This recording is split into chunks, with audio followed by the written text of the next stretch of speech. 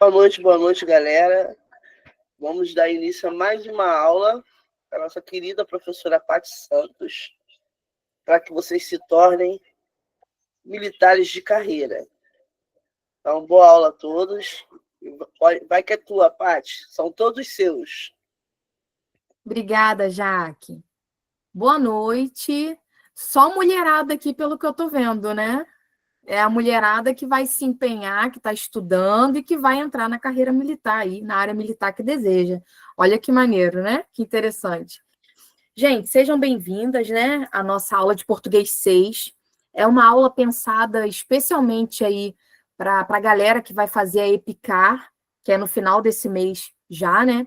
E, como eu falei para vocês, né, no meu vídeo, como eu falei ainda há pouco, português vai servir para todas as áreas, né, militares. Então, assim, gente, é isso. Não é só para EPICAR a aula de hoje, né? É focada na resolução de questões, que é o que a gente faz toda a aula, né? Resolver questões anteriores, mas vai servir para qualquer concurso que você for fazer aí pela frente, tá? Dos que vem aí ainda pela frente. Oi, Andressa, boa noite. Andressa chegou aí também. Tô falando, essa mulherada tá arrasando, né? Olha aí, como é lindo ver mulher entrar na área militar, né? Mulher passar num concurso militar, uma área que majoritariamente é para homens, né? A gente vê mulheres aí, é magnífico. Então, meninas, é quase uma aula particular para vocês, ó, que maravilha. Mulher dando aula para mulheres, a gente tem a Jaque apresentando a aula. Magnífico, né? Então, vamos lá. Mas já enviem para os amigos o link da aula, né? Para quem vai fazer EPICAR aí, principalmente. Já dá aquele alerta, ó, a aula começou, manda para aquele amigo que você sabe que também está fazendo aí o pré-militar, né? A gente está numa segunda-feira, não sei aí para vocês, mas aqui onde eu moro, né, tá aquele climinha assim bem frio, né? Uma chuvinha. Então, assim, tudo faz a gente querer o quê? Desanimar, não é isso? Mas não, é o que eu falo para vocês desde a primeira aula. Obstáculos virão, a vontade, né? A força de vontade, ela vai diminuindo, ela vai, né? Vai acabando com o tempo, mas vocês não podem deixar isso acontecer, né? Precisamos ser firmes e fortes com o propósito que a gente tem, com o objetivo de alcançar essa vaga, né? Na área militar que vocês almejam. Então, a aula de hoje é preparada especialmente para vocês, tá? É uma aula que, assim, se tiver com alguma dúvida, pergunta, porque a gente vai resolver questões, né? São 16 questões. Então, eu pretendo resolvê-las todas na aula de hoje, né? Acredito que vai dar tempo. Mas, assim, se surgir alguma dúvida, tiver com vergonha de falar, de ligar o microfone, coloca aqui no chat, que eu estou de olho. É importante que vocês tirem as dúvidas, tá? Porque vão aparecer no dia da prova. E no dia da prova não é um dia que você tem como tirar dúvida. É um dia que você tem que ir com certezas, né? E não com dúvidas. Então, a certeza vocês vão adquirir como? Aqui na aula de hoje. A partir das dúvidas ou dos erros, né? Dos possíveis erros. E a gente vai eliminar esse medo, essas dúvidas aí na aula de hoje, tá? A banca da EPICAR é uma banca muito específica, né? Tem um edital, né? Tem uma proposta muito interessante aí dentro da nossa área da língua portuguesa. Então, para a prova de português da EPICAR, é crucial, é importantíssimo chegar nesse dia, nessa prova, dominando a gramática. Não tem jeito. Prova de concurso militar, gente, é muito diferente de Enem, de UERJ. É uma prova que é muito focada na gramática. Por isso que assusta muita gente, né? Mas, assim, tudo vem da preparação. O que importa é a sua preparação. Então, é o que eu estou falando para vocês, uma segunda-feira fria do jeito que tá, né? De repente você pode desanimar, mas vai fazer a diferença. Pode parecer que não, mas essa uma aula que a gente vai ter hoje aqui, né? Essas 2 horas de aula, farão a diferença lá na frente, vocês vão perceber isso. Então, assim, é dominar a gramática. Qual é o foco da banca da EPICAR? Fonética, morfologia, a sintaxe, que é a análise de concordância, regência, né, transitividade verbal, a análise sintática que a gente já está comentando já tem algum tempo, né? Essa já é a nossa sexta aula. A semântica, que é você saber as funções da linguagem, as figuras de linguagem. Então, a prova da EPICAR é norteada por essas áreas dentro da nossa língua, né? Fonética, morfologia, a sintaxe e a semântica, essas 4 frentes aí dentro da nossa língua. Então, assim, é uma prova que ela tem interpretação de texto, é uma prova que ela tem gramática, ela mistura a interpretação com a gramática também, em algumas questões, a gente vai ver aí. Tem questões que são baseadas no texto, né? Que é a parte interpretativa, geralmente cai 2, 3 questões, aí umazinha lá no final, a última questão, engloba todos os textos mencionados na prova de português. Então, vocês vão ver que eu vou mostrar para vocês qual é a característica dessa prova, né? Como ela vai vir aí para vocês esse ano. A gente já vai ver isso aí.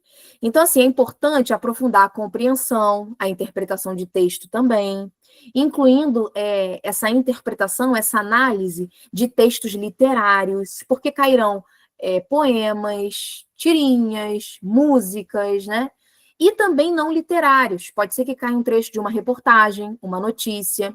Então, assim, a compreensão das variações linguísticas também é de extrema importância, porque é uma banca que gosta muito de falar das variedades linguísticas. Não sei se vocês já pegaram aí alguma prova anterior, se já repararam isso, né? Ela gosta muito de falar dos usos das variações linguísticas, né? Dos nomezinhos. E é interessante que é uma banca que usa os nomes de uma maneira bem diferente. Não vai falar que é uma variação regional, uma variedade regional, ela vai citar que é diatópica, então acaba abarcando uns nomes que são bem diferentes, né?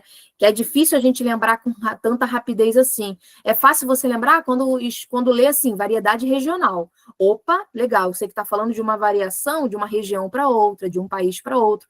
Agora, quando você vê assim, diatópica, você não conecta tão rápido. Então, eles gostam de usar, né, esse tipo de estratégia, né, de pegadinha, para ver se o candidato sabe a que tipo de variação eles estão cobrando ali naquele enunciado, naquela questão.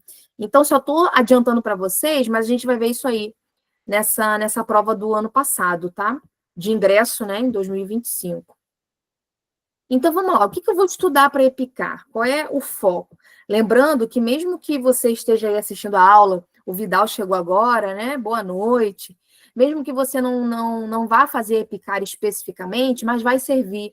É como se a gente estivesse naquelas aulas anteriores de português, que eu pego uma questão de cada prova de concurso, de cada área, e vou colocando ali para a gente debater. É a mesma ideia, tá bom? Então, essa prova ela tem 48 questões, são 16 questões de cada matéria dessas que estão aí, né?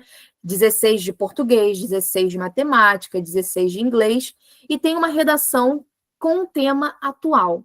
Eu vou até dar um bônus para vocês hoje, eu vou falar um pouquinho dessa redação também no final da nossa aula. Vamos, que a professora quer fazer muita coisa, né? Vamos que vai dar tempo, vamos embora. Então, assim, esse exame de admissão, ele é um exame de admissão à Escola Preparatória de Cadetes do Ar, né? Por isso que é EPICAR. É feita pela Aeronáutica para alunos que desejam seguir essa área aí, essa carreira militar, tá bom? Que é o que vocês almejam aí, é uma carreira muito linda, né, gente? A aeronáutica é a área que eu acho, assim, mais bonita, principalmente quando a gente fala de mulher, né? Eu tenho uma amiga que ela trabalha na aeronáutica, a Verônica. De repente, eu posso até mais para frente pedir para ela vir dar um parecer, né? Vir dar uma palavrinha com vocês aqui, falar um pouquinho da experiência dela, né? Para vocês que estão aí querendo seguir a carreira militar aí. Então, ela é da aeronáutica, então eu acho muito lindo, né? Desde vestimenta até o papel dela dentro ali, né? Dessa área. Então, a gente pode ver isso aí para frente. Lembrei aqui agora dela, que é justamente a aeronáutica, né? Então, gente, é uma prova que tem que levar essa estratégia, né? Você tem que ir com estratégias. É o que eu falo para vocês também desde a primeira aula. Estratégia.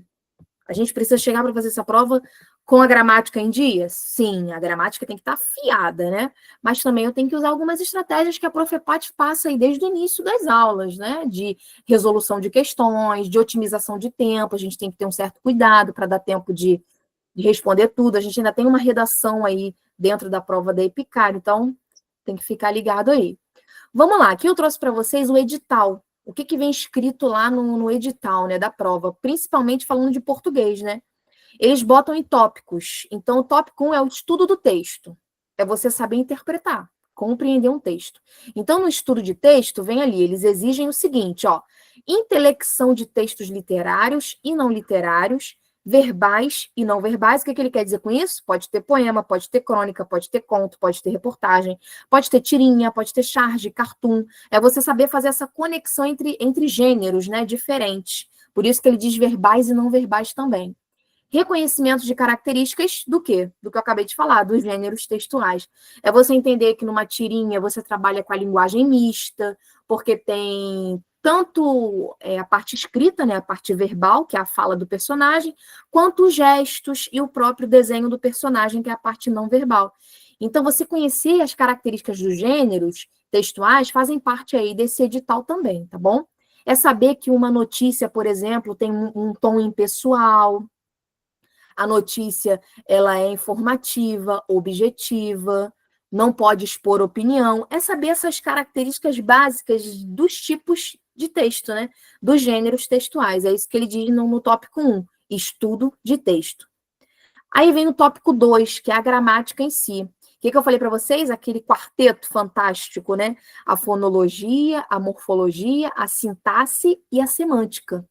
Então, na fonologia, você saber os encontros vocálicos, consonantais, dígrafos, é saber a divisão silábica, acentuação gráfica, sílaba tônica, né? Bem como a nova ortografia. Então, vai cair um pouquinho ali de algo do tipo. Morfologia, estrutura e formação das palavras, como as palavras foram criadas, formadas, né? As classes gramaticais, que a gente já falou também na nossa segunda aula, se eu não me engano, né? Saber o que é um verbo, o que é um substantivo. Saber flexionar e empregar essas 10 classes gramaticais, isso está dentro da morfologia também. Aí vem a análise sintática, com você saber o que é um período, frase, uma oração, o que é um período simples, um período composto, uma oração coordenada, uma oração subordinada, né? Regência, concordância, crase, aquelas 3 palavrinhas, né, que assustam a gente, que é a colocação pronominal, que a gente vai ver questão dela hoje aqui. É a próclise, a mesóclise, a ênclise.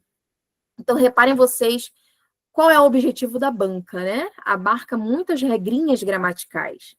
As questões, vocês podem apostar que abordarão essas regrinhas de cada tópico desse que eu estou falando para vocês.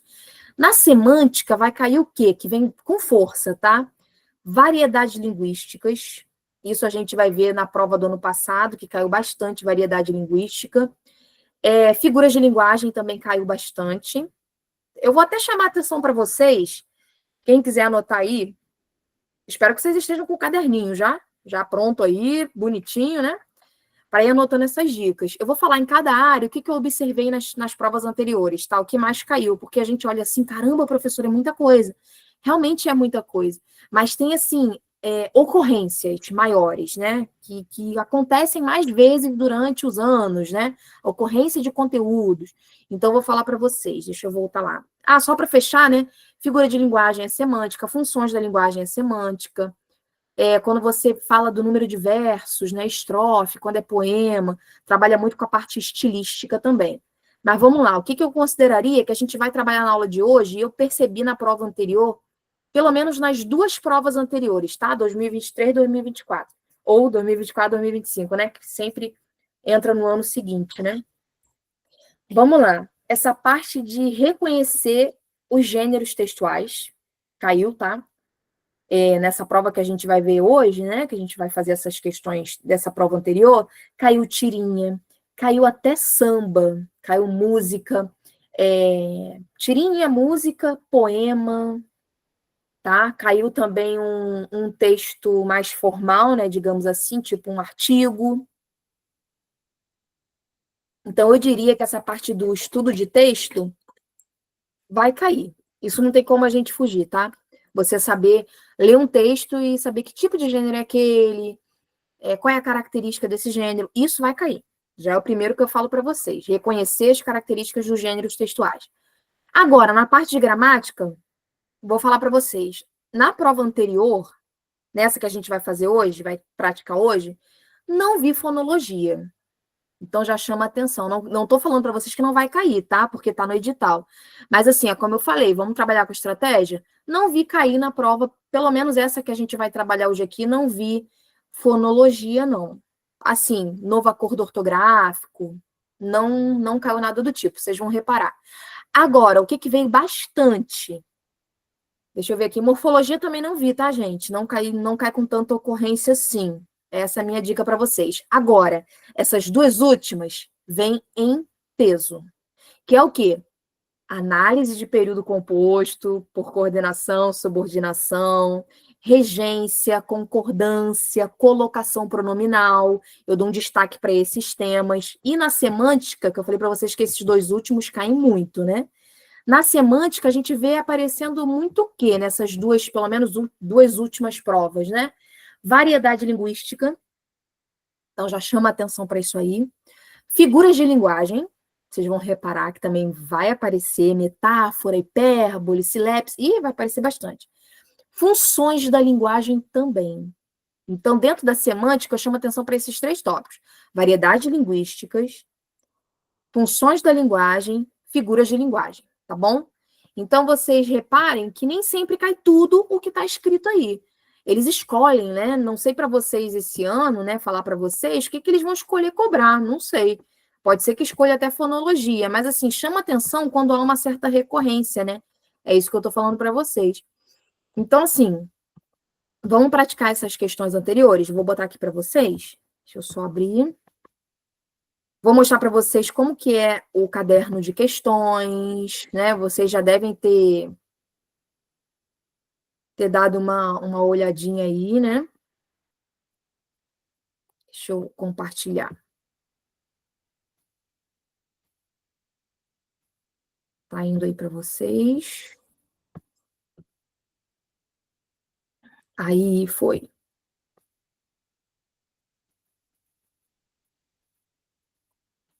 Reparem que quando vocês pegarem, não sei se vai ser a primeira vez de vocês, né? Eu acredito que a maioria aí seja a primeira vez. Então, olha que bacana que a gente vai fazer na aula, né? Hoje também. Vai dar uma olhadinha em como é o caderno de questões, né?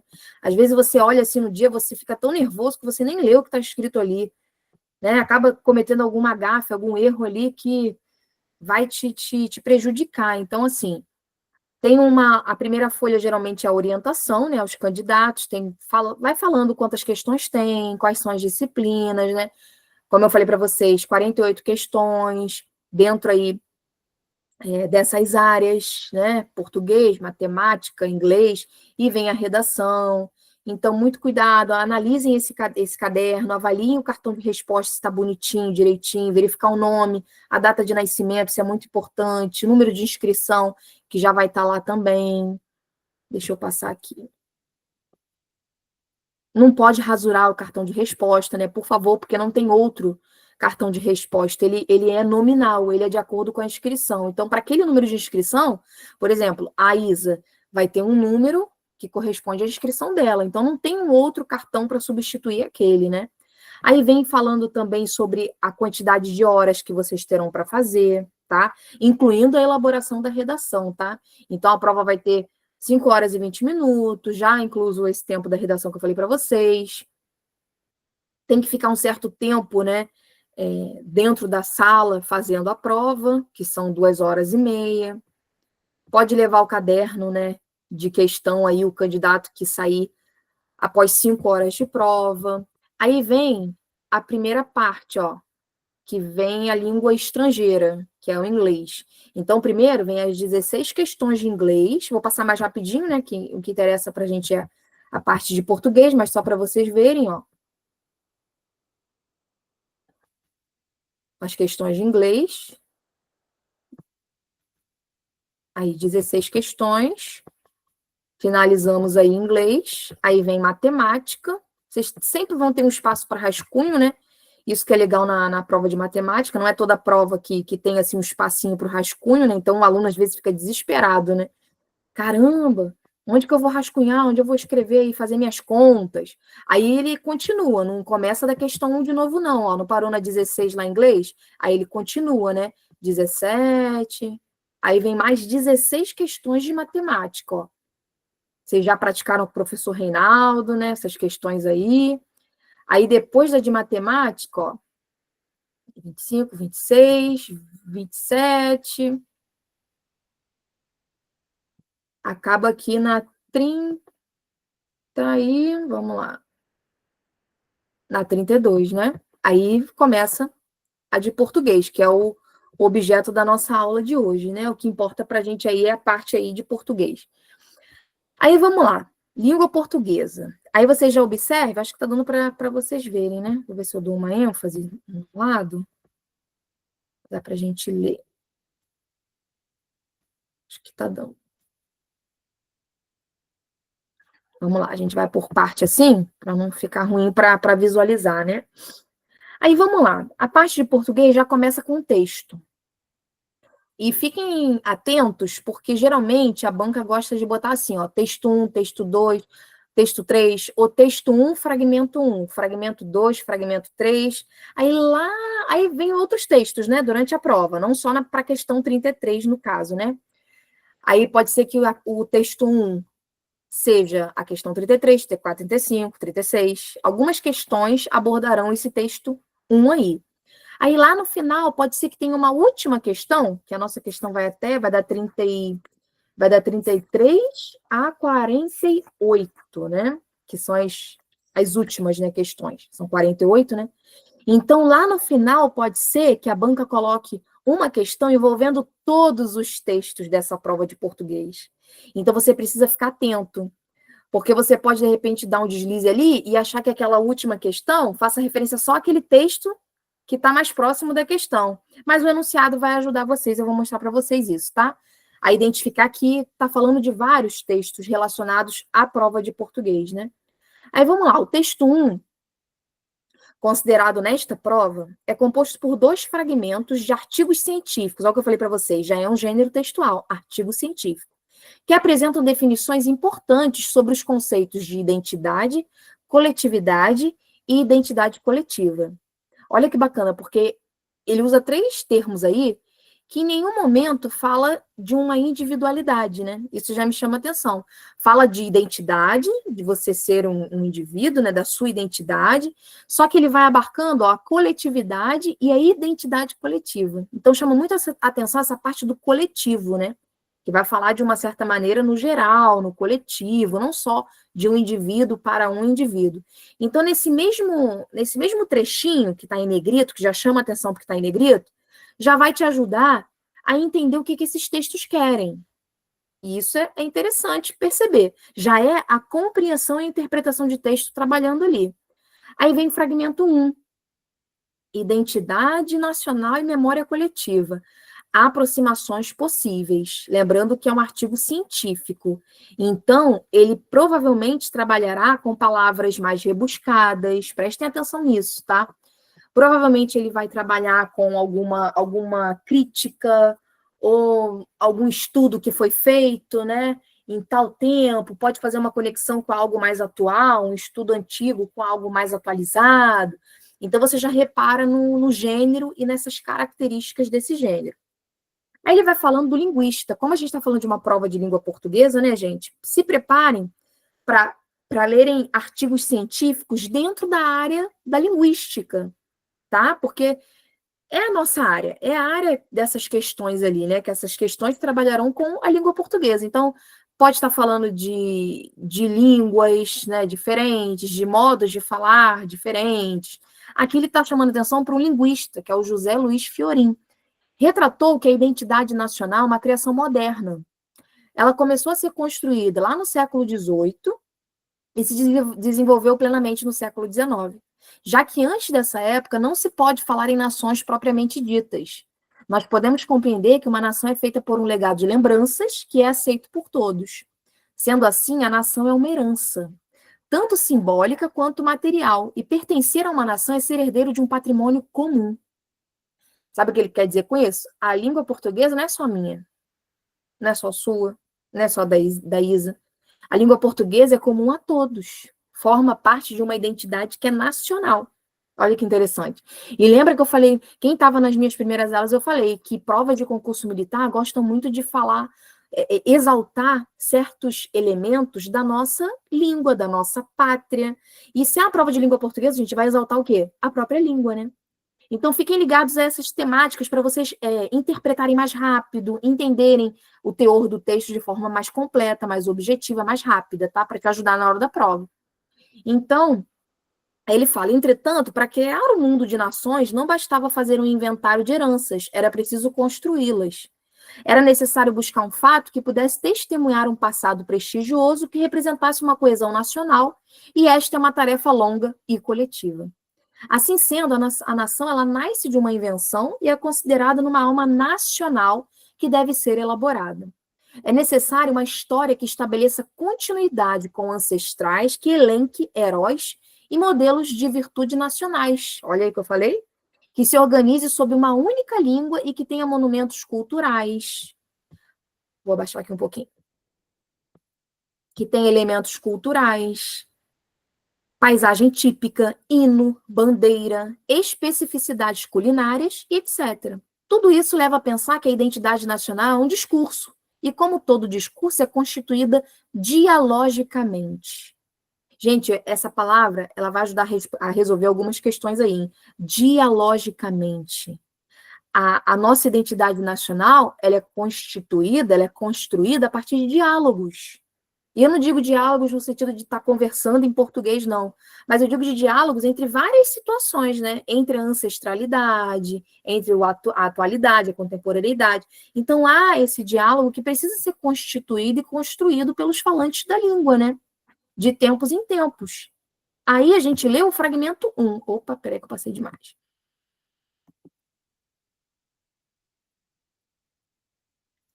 Não baixei. Deixa eu baixar aqui direitinho. Aí vem o fragmento 2, ó. O fragmento 2, ele já fala o seguinte: autoestima, autoimagem e constituição da identidade, um estudo com graduandos de psicologia. Aí ele já vai focar mais em falar da identidade, né? Vai falar de estudos culturais que permitem discutir a formação da identidade a partir de perspectivas distintas, concorrentes. Aí ele vai falar dessas duas perspectivas, ó, a essencialista e a não essencialista. A primeira, que é a essencialista, né, define que existe um conjunto cristalino e autêntico de características que todos aqueles que pertencem a determinado grupo partilham e que não se modificam ao longo da história. Já a segunda, a não essencialista, né, foca nas diferenças e nas semelhanças entre os indivíduos que compõem um certo grupo e deste para com outros grupos. Pressupõe formas mutáveis de definição do que seja ser parte deste grupo com o passar do tempo. Nota-se, portanto, que esta última, a não essencialista, né, concebe que o ser humano, olha que maneira que é muita psicanálise, né, e linguística, né, concebe que o ser humano seja capaz de assumir diversas posições identitárias, tanto ao longo da própria vida, como a partir do contexto social e cultural em que ele se encontra, afirmando a identidade a partir de um conceito relacional. Gente, se você não ler esse texto e não pensar que ele está falando de uma variação linguística, ele está falando de variedades linguísticas, gente, você não está preparado para essa prova. É o que ele está falando. Que há estudos, né, que vão abarcar várias situações a partir da identidade daquele povo, daquela cultura, daquele indivíduo, né, que a língua faz parte dela, é uma delas. E as variedades linguísticas, elas estão ali justamente enfatizando o que ele falou ali, né?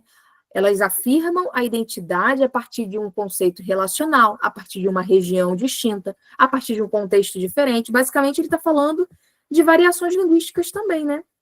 Aí vamos finalizar esse fragmento aqui, ó. Tem um trechinho aqui. Opa, aqui. A perspectiva não essencialista proposta pelos estudos culturais circunscreve o campo teórico desse estudo, permitindo perceber os conceitos de autoestima a partir da contextualização desse aspecto subjetivo na história dos sujeitos. Aí ele vai falar algo mais específico, né, mais subjetivo, que até então ele estava falando mais coletivo, né? As concepções aqui apresentadas sobre a autoimagem também se organizam a partir dessa perspectiva dinâmica de múltiplas identidades. Assim como a língua ela é múltipla, ela é mutável, as identidades também, olha aí. Configura-se como uma organização interna de si mesmo, composta por dados de realidade e dados subjetivos de autopercepção. Assim, compreende-se a autoestima e a autoimagem como características da subjetividade humana, que apresentam um papel importante na forma como uma pessoa se relaciona com outras e consigo mesma. Na constituição identitária, propriamente dita, que vão simultaneamente. Vou baixar mais um pouquinho. Que vão simultaneamente organizar-se em torno do conceito de identidade aqui trabalhado, como apresentado no diagrama da figura a seguir. Aí ele coloca um diagrama, ó, só para exemplificar o que ele está falando, né? Ele bota ali no centro a identidade, né, do indivíduo, aí ele bota permeando essa identidade do indivíduo, né, a construção do eu. É só para exemplificar mesmo, de forma mais visual, o que ele acabou de falar, mas não tem nada além do que ele já falou no texto, né? Aí vem a autoestima, a autoimagem, a forma como eu compreendo a si mesmo. Então, aqui o foco é mais falar dessa parte subjetiva, né? De você como um sujeito perante uma sociedade, né? Aí vem a questão 33, ó. Uma coisa que eu queria chamar a atenção a vocês é para ter muito cuidado sobre qual fragmento ou qual trecho a questão está se dirigindo.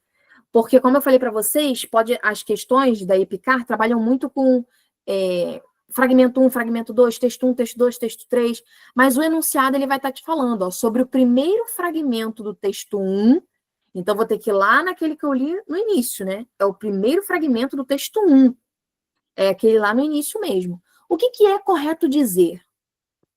Aí, só vou voltar rapidinho no fragmento para vocês lembrarem qual é. É esse aqui, ó, que fala da coletividade, ó.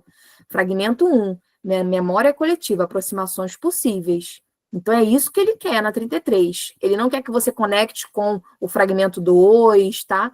Ele quer que você foque no fragmento 1, sobre o primeiro fragmento do texto 1, o que é correto dizer.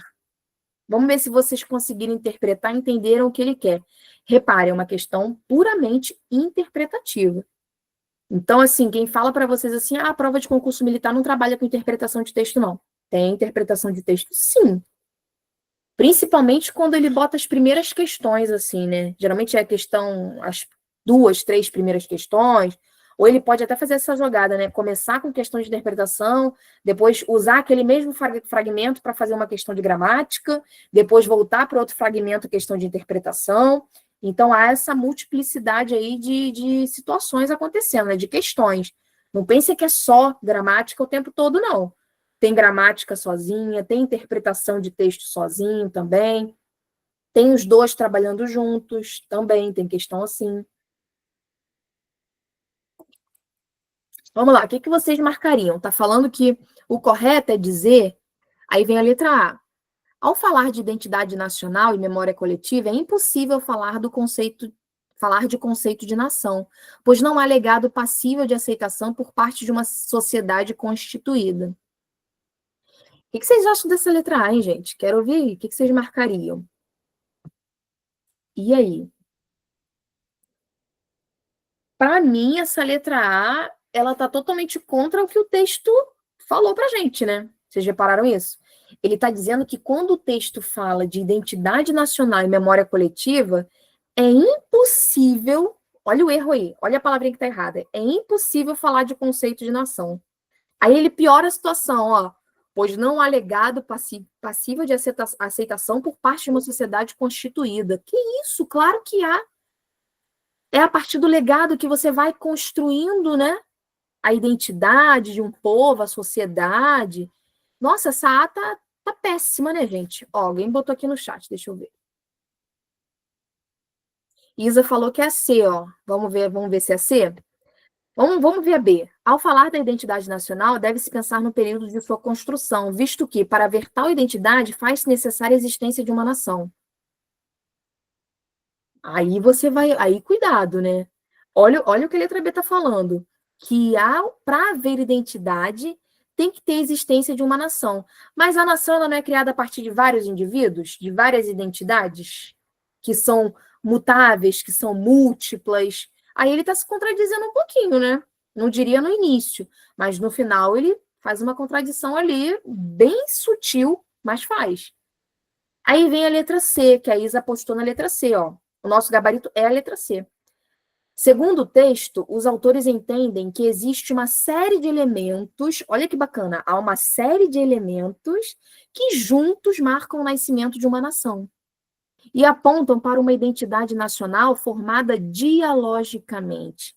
Prestem atenção que quando a gente fala de língua, tudo que fizer relação ao múltiplo, a ser variado, a trabalhar com, deixa eu ver aqui, a trabalhar com essa multiplicidade, tudo isso, gente, são palavras, né, que tem que chamar a atenção de vocês, porque jamais eu vou falar de língua portuguesa e falar, por exemplo, que não deve ocorrer um diálogo, que a língua não é mutável, que a língua não é múltipla. Eu não posso falar isso quando eu falo de língua portuguesa. Então, essa interpretação aí foi para ver se o candidato ele está entendendo que que os autores desse texto que a gente leu aí, né, eles entendem que há uma série de situações, de elementos, que quando eles se juntam, eles formam a identidade de um povo, a identidade de uma nação. Não é uma coisa só que forma uma nação, né, gente? São várias situações. O legado, o diálogo, a multiplicidade de indivíduos, de pessoas que pensam diferente, que agem diferente. É isso que forma a identidade nacional. Olha que maneiro. Então, analisem quando vocês forem interpretar, analisem assim minuciosamente esses detalhes, tá?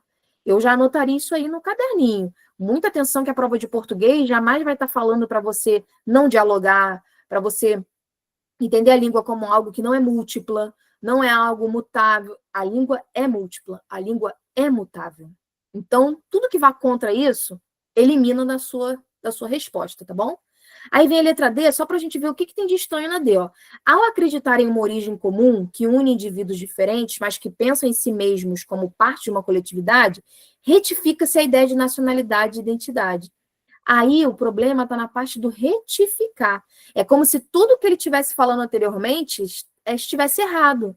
Aí ele precisa retificar, ele precisa voltar, retomar essa ideia, né? Usar como parâmetro para ter uma identidade nacional, para ter uma identidade, uma ideia de identidade. Então, assim, a única opção que vai dentro do que a linguística propõe é a letra C. E o que aquele fragmento propôs, né, gente? Então, reparem que não é fácil, não é uma interpretação assim rápida, fácil. Você vai precisar ler aquele fragmento, aquele texto, não tem como, tá? Porque realmente vai estar escrito no texto, né? Mas de uma forma que o candidato que está ali nervoso, de repente, naquele momento, não vai conseguir alcançar. Porque é uma interpretação, né? Que você tem que fazer, uma compreensão e interpretação. Aí vem a questão 34. Considere as afirmativas extraídas do fragmento 1, do texto 1, ainda está naquele fragmento 1 do texto 1, ó, e a análise sintática contida na alternativa. Em seguida, assinale a única que apresenta uma correta relação. Então, ele vai pegar alguns termos, vai destacar para você, ele vai fazer uma análise daquilo, ele vai dizer se é uma oração coordenada, se é um período composto por subordinação, ele vai analisar regência, concordância. Quando falar no enunciado de análise sintática, já se preparem para isso. Crase, regência, concordância, oração, período, já fiquem antenados, ligados para isso, tá bom? Para esses aspectos. Aí, vamos lá. Vem a letra A. Ele sublinha coisas, então preste atenção no que ele sublinha, porque ele vai, de repente, classificar, né? Vai fazer essa classificação, vai fazer uma troca, de repente, para ver se pode manter o sentido ou não. Questão de prova de concurso militar gosta muito disso, né? De pegar um termo sublinhado e trocar por outro para você falar se mantém o mesmo sentido. Que aí trabalha com a semântica, entenderam? Isso costuma cair também. Mas vamos lá. Já que antes dessa época não se pode falar em nações propriamente ditas, aí ele ainda bota a linha que se encontra essa frase. É bom que você vai lá no texto e retoma rapidinho se tiver alguma dúvida, né? O conectivo destacado traduz a ideia de consequência e pode ser substituído por tanto que. Vocês acham que eu substituindo já que, portanto que, vai manter essa ideia de consequência? E aí? Prestem atenção que o já que, se você voltar lá nas linhas, você vai perceber isso. O já que é como se... Isso é Isa, não, né? O já que é como se ele estivesse dando uma justificativa para algo. Isso, perfeito, Isa, como se fosse o porquê. Porque antes dessa época, não se pode falar em nações para... Isso aí, é como se ele estivesse justificando, explicando. O tanto que, sim, essa expressão dá a ideia de consequência, né? Pode ser usada ali numa consecutiva, numa oração subordinada adverbial consecutiva. Mas, assim, o já que não. Então, já quebra ali o sentido, né? Não pode, a letra A já não é nosso gabarito. Aí vem a letra B. A identidade nacional é uma criação moderna, ela começou a ser construída no século XVIII. Tem-se um predicativo do sujeito e voz passiva sintética. E aí? Olha como ele está usando a gramática, gente. Está pegando um trecho do texto e está querendo saber se o candidato sabe o que é um predicativo do sujeito, sabe o que é uma voz passiva, vozes verbais. A gente está dentro do estudo da análise sintática, né? Voz ativa, passiva, reflexiva. Isso tudo está dentro da sintaxe, né? E aí, vamos ver se tem predicativo do sujeito? Lembra que predicativo do sujeito é como se fosse uma característica dele, né? Pode ser um adjetivo, né? Mas agora a gente chama de predicativo do sujeito. Vamos achar aqui, ó, a identidade nacional é uma criação moderna. Caramba, justamente ele está caracterizando a identidade nacional. Está dizendo que é uma criação moderna. Então, a gente tem até um predicativo do sujeito ali. Ok. Mas aí, na continuação da frase, ela começou a ser construída no século XVIII. Ele quer saber se nessa continuidade, ou na construção frasal, possui uma voz passiva sintética. E não temos uma voz passiva sintética. Sabe como seria uma voz passiva sintética? Lembrando que para ser passiva, o sujeito ele tem que estar sofrendo a ação, né? Recebendo, sofrendo a ação, e não praticando. Senão seria a voz ativa, né? Então, na passiva, tem que ter alguém sofrendo alguma ação. Isso, o verbo, ele deveria estar com o pronome com a partícula ser, o pronomezinho ser. Então, para ser voz passiva sintética, deveria estar assim, ó, vendeu-se, come-se, entende-se. Deveria estar um verbo com o hífenzinho e o Czinho, né? Aí seria a voz passiva sintética. Então, ó, já anota isso aí. Pode ser que caia, né? A voz passiva sintética, voz passiva, voz ativa. Então, aí nesse fragmento, a gente teve predicativo do sujeito? Teve, mas não teve a voz passiva sintética. Então, é uma pegadinha. É para você achar assim, ó, teve predicativo do sujeito? Então, já vou marcar logo. Deve ser essa. Mas não vai ter a outra ideia que ele está falando, a outra premissa, né? Então, cuidado. A letra B não é nosso gabarito. Aí vamos ver a C, vamos analisar a C e a D, né? No trecho, podemos compreender que uma nação é feita por um legado de lembranças que é aceito por todos. Está dizendo que nesse fragmento nós temos um sujeito simples, vamos procurar o sujeito simples. Podemos compreender, até então ele está oculto, né? Nós podemos, até então não veio um sujeito simples aí. Que uma nação é feita, tem outra oração aí, ó. Que uma nação é feita. O que é feita? Uma nação é feita. Então, uma nação é o sujeito simples. Teve um núcleo só, ó, nação. Então, teve sujeito simples. Tá, ele não disse em que momento da frase, né, gente? Então, a gente tem que analisar oração por oração. Sim, teve sujeito simples. Aí, vamos continuar analisando. Período composto por subordinação. Aí, vamos lá. Podemos compreender. Eu tenho que fazer uma jogada aí, eu tenho que lembrar que para ser um período composto por subordinação, uma oração precisa da outra, né?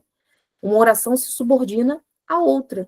Então, ela tem necessidade. Aí, a Isa falou que marcaria C. Sim, Isa, C é o gabarito. É isso aí.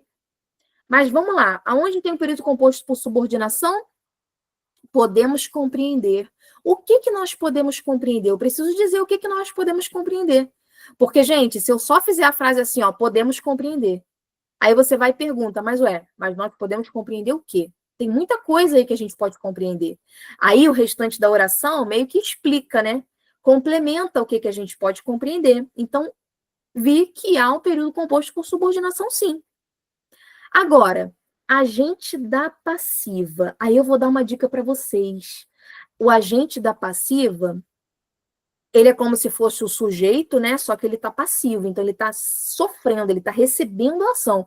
Por isso que o nome dele é agente da passiva. Ele está ali atuando como sujeito, só que ele não está numa posição de ser ativo, de ser um sujeito que está praticando a ação. Ele está fazendo o contrário, ele está recebendo. Aí eu vou dar uma dica. Para ter agente da passiva, eu preciso ter preposição. Só vai começar, né, só vai ser agente da passiva quando eu tiver preposição ali, quando começar por preposição. Aí vamos ver aqui onde tem preposição. Por um legado, é feita por um legado. E a gente tem ali também no finalzinho, ó, aceito por todos. Então eu vi que depois do verbo teve a preposição.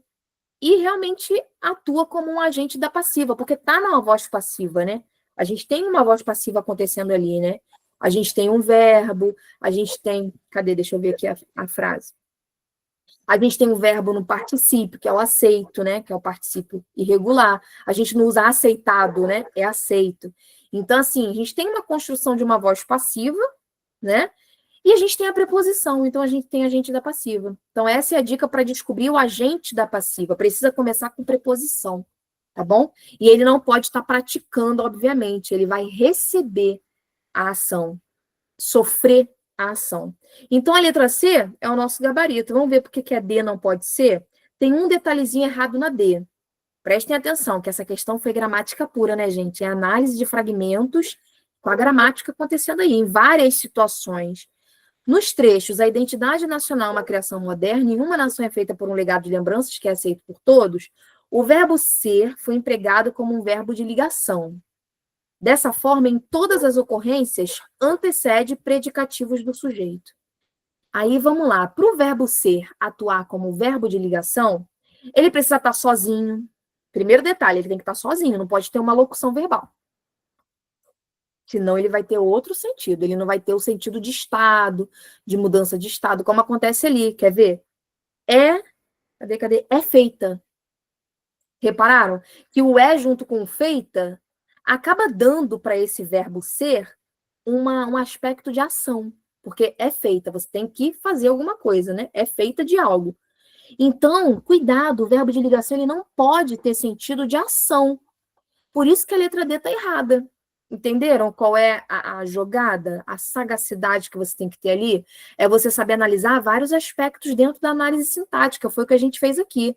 Teve oração subordinada, teve agente da passiva, teve, resumindo, né, vozes verbais, teve verbo de ligação, teve tipo de sujeito, olha quanta coisa caiu numa só questão, tá? Mas eu vou falar para vocês, eu não considero essa uma questão difícil de acertar, não. É uma questão que você pode demorar um pouco mais, isso pode acontecer, porque você tem que avaliar algumas situações, né, analisar algumas situações, mas não é uma questão em si difícil, tá? Mas é o que eu falo para vocês, tem que ir com a gramática em dia, né, gente? Não tem como. Aí vem a questão 35, né? Eu diminuí aqui para dar para ler até a letra D. Eu não sei se ficou muito pequenininho para vocês verem. Ele vai tirar um fragmento, né? Nota-se, portanto, que esta última concebe que o ser humano seja capaz de assumir, tá falando as teorias essencialista e não essencialista, né? Assinale a alternativa, vamos lá para a questão. Aí, como ele indica a linha, é mais simples, né, galera? Só voltar na linha lá, dar uma lida de novo. Assinale a alternativa em que a proposta de reescrita do trecho, contido no fragmento 2 do texto 1, mantém a correção gramatical e preserva o sentido original do enunciado. Ah, Epicar adora questão assim. Que questão, professora? Ele vai tirar um trecho, um fragmento, né, lá do texto, e ele vai pedir o seguinte, ele vai botar várias opções dessa reescrita, só que você precisa prestar atenção se essa reescrita ela vai manter o sentido, se ela não vai mudar uma conjunção por outra que tenha sentido diferente. Então, é uma questão que eu diria que não é nem de análise sintática, é de semântica, porque você vai ter que manter o sentido. E se você muda conjunção, preposição, você vai alterar o sentido, a não ser que essa conjunção e essa preposição mantenham o mesmo sentido. Por exemplo, o mas e o porém. Eles têm o mesmo sentido. Aí sim, aí você pode substituir. Mas se alterar o sentido original do enunciado, já não pode mais. Aí, deixa eu ver se eu consigo aumentar e deixar na tela os dois. A gente vai ter que fazer por letra. Aqui, ó. Quero deixar o fragmento para que vocês avaliem a letra A, se ela pode ser, se pode ser essa transformação, se não pode. Reparem o que eu falei para vocês. Lá no fragmento original tem o portanto. O que ele fez? A primeira coisa que ele fez na letra A foi mudar a conjunção, ó, por conseguinte. Olha que interessante. Então, o detalhe é mínimo, gente, mas o sentido fica totalmente diferente, tá? Cuidado, muito cuidado com isso. Aí ele muda concebe por entende. Repararam qual é a jogada aí? que o ser humano é capaz, aí seja capaz, ele bota é capaz de assumir diversas posições identitárias, aí ele muda o tanto ao longo da própria vida, para o tanto a partir do contexto social e cultural que pertença, como ele usa o tanto e o como. Lá em cima ele usou o tanto e o como também, ele só mudou a ordem, né, da frase. Assegurando a identidade a partir de um conceito relacional. Assegurando e afirmando tem o mesmo sentido? Prestem atenção nessas modificações. Sabe o que eu faria nessa questão? Eu marcaria o que está ficando diferente de uma para outra.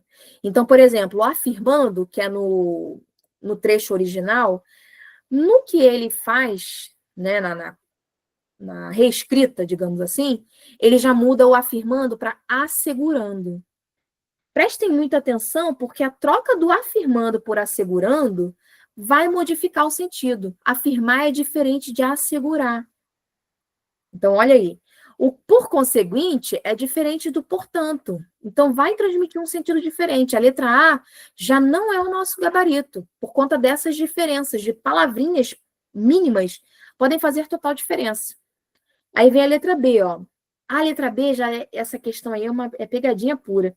Porque a letra B vem uma palavra que pouca gente conhece, que é pouquíssimo utilizado, que é asseverando. Olha que interessante. Mas o asseverando tem o mesmo sentido de afirmando a identidade, asseverando. Só que é uma palavra que ela é muito formal. A gente não usa essa palavra. É quase difícil você ver em livros, né, clássicos, que dirá na fala, né? A gente não usa essa palavra. Mas, assim, realmente, o afirmando tem o mesmo sentido de asseverando. É mais formal, mas é o mesmo sentido.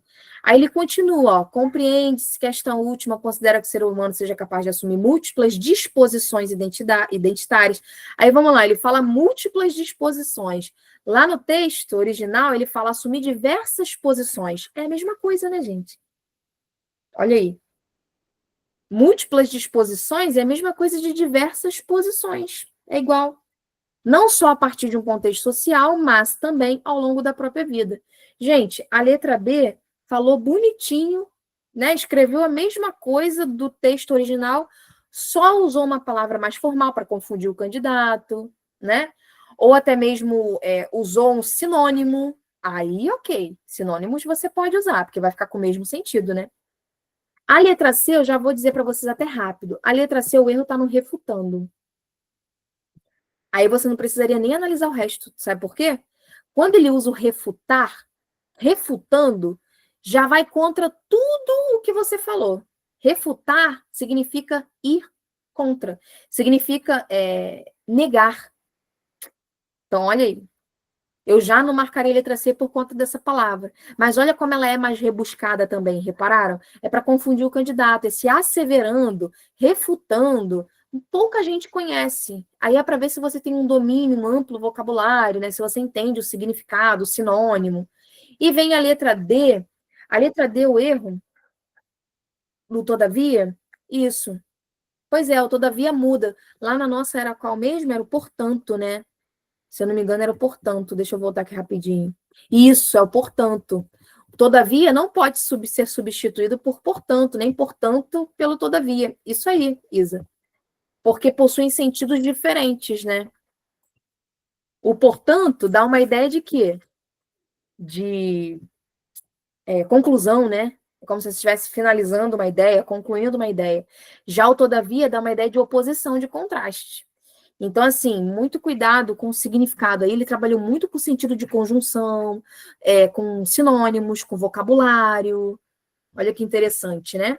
Por isso que aí seria a letra B, né? Deixa eu voltar aqui. Isso, letra B. Aí vamos para a 36. A 36 dá para a gente fazer toda aqui, não precisa... Vou até aumentar um pouquinho. Show. A 36 já tem um trecho. A Isa, refutando, significa negando, indo contra. Então, ele meio que vai pegar aquele trecho e vai contra tudo que o trecho vai falar. É isso que indica a palavra refutando. É uma pegadinha ali. Se você não conhece, não sabe o que é refutando, de repente você até vai nela, né? Aí é complicado. Por isso que é bom, né, a gente sempre ler, aumentar o vocabulário, né, faz toda a diferença. Leia o trecho a seguir. Aí ele pega aquele finalzinho, né, do fragmento 2. As concepções aqui apresentadas sobre a autoimagem também se organizam a partir dessa perspectiva dinâmica das múltiplas identidades, que é a língua portuguesa também. Tem muito disso, né? Assinale a alternativa que explica corretamente o trecho acima. Agora, olha o que a questão vai fazer, ó, epicária danada, né? Na questão anterior, você tinha que reescrever sem mudar o sentido. Nessa questão, você tem que saber explicar o que ele está falando ali. Você tem que dar uma explicação para o que ele está falando ali naquele trecho. Aí vamos lá, vamos analisar a letra A. Faz referência à formação da identidade a partir das perspectivas essencialistas e não essencialistas. E aí? Cuidado que lá no texto, quando ele fala essas duas perspectivas, ele foge da multiplicidade da identidade. Ele bota outras perspectivas que não são perspectivas múltiplas e identitárias. Ele meio que faz uma outra análise, né, mais psicanálise, né, mais psicológica. Cuidado, e aí ele está falando da dinamicidade, da perspectiva dinâmica, fala das múltiplas identidades. Então, assim, cuidado que vai fugir um pouquinho, né? Essa letra A vai fugir do que ele está falando no finalzinho ali do trecho, né? Aí a letra A, por favor, né? Não faz parte, não está explicando o que está sendo dito nesse trecho, né? Aí vem a letra B. A perspectiva dinamizada, a qual a autora se refere, não diz respeito, em partes, à contextualização da história dos indivíduos. E aí, o que vocês acham? Realmente não diz respeito? Essa perspectiva dinamizada, por que ela é dinâmica, gente? Porque ela vai enxergar vários fatores. Então, se você diz que ela não se refere, ela não diz respeito à contextualização da história dos indivíduos, você não está explicando o que está sendo dito ali nesse trecho, hein? Olha como é detalhe, gente. É uma palavrinha ou outra que vai contra a interpretação daquele trecho. Repararam? Como é a questão de interpretação da epicar, que a gente tem que ter muita atenção, porque é uma outra questão que não é gramática, é interpretação. Já não é a letra B. Vamos ver a letra C. A letra B até começou bem, vocês repararam? Falava de uma perspectiva dinamizada. Realmente fala de dinâmica naquele trecho, né? Mas ela não vai se concluir, não vai se afirmar no final. Aí vem a C. A Isa já botou o que ela acha, ó, que é a D. As múltiplas identidades, legal, começou bem, ó. As múltiplas identidades, tá isso ali no trecho. Podem estar relacionadas às diferenças e semelhanças imutáveis entre indivíduos de um mesmo grupo. Aí, quem é aluno da Profepate já sabe o erro aí. Isso aí, Isa. Imutáveis. Está falando que não muda, que não modifica. Então, ela não é dinâmica. Então, ela não é múltipla. Se ela não modifica, se ela é imutável. Repararam no erro? A letra C está erradíssima. Ela começa bem, te induzindo a marcá-la como a sua alternativa, mas aí no final ela peca feio, porque fala de imutabilidade, de imutáveis. Não é a nossa opção, é a letra D. Isso aí, Isa. As concepções sobre autoimagem consideram que a subjetividade do sujeito, não fala de autoimagem? Então, olha aí, a subjetividade do sujeito possui uma perspectiva dinamizada, aí você conecta a perspectiva dinâmica e pauta-se na multiplicidade de identidades, ou na multiplicidade identitária, que pode ser assumida pelos indivíduos. Perfeito. Explicou direitinho o que aquele fragmento ali, aquele trechinho, está dizendo. Viram? Como é uma questão de interpretação, mas é uma questão que é uma pegadinha, porque se você não tem conhecimento da língua, se você está ali, né, não sabe o que a língua ela é mutável, você acaba errando, né? Infelizmente, essa questão. Aí vamos lá, 37. A 37 eu chamo a atenção para algo que às vezes a gente não repara. E está bem negrito, chamando a atenção. Assinale a opção que apresenta a análise incorreta relativa ao fragmento 2 do texto. Lembrando que teve fragmento 1 e 2, né? A gente está no 2, que fala da essencialista, não essencialista, né? Que tem aquele diagrama, é o segundo fragmento.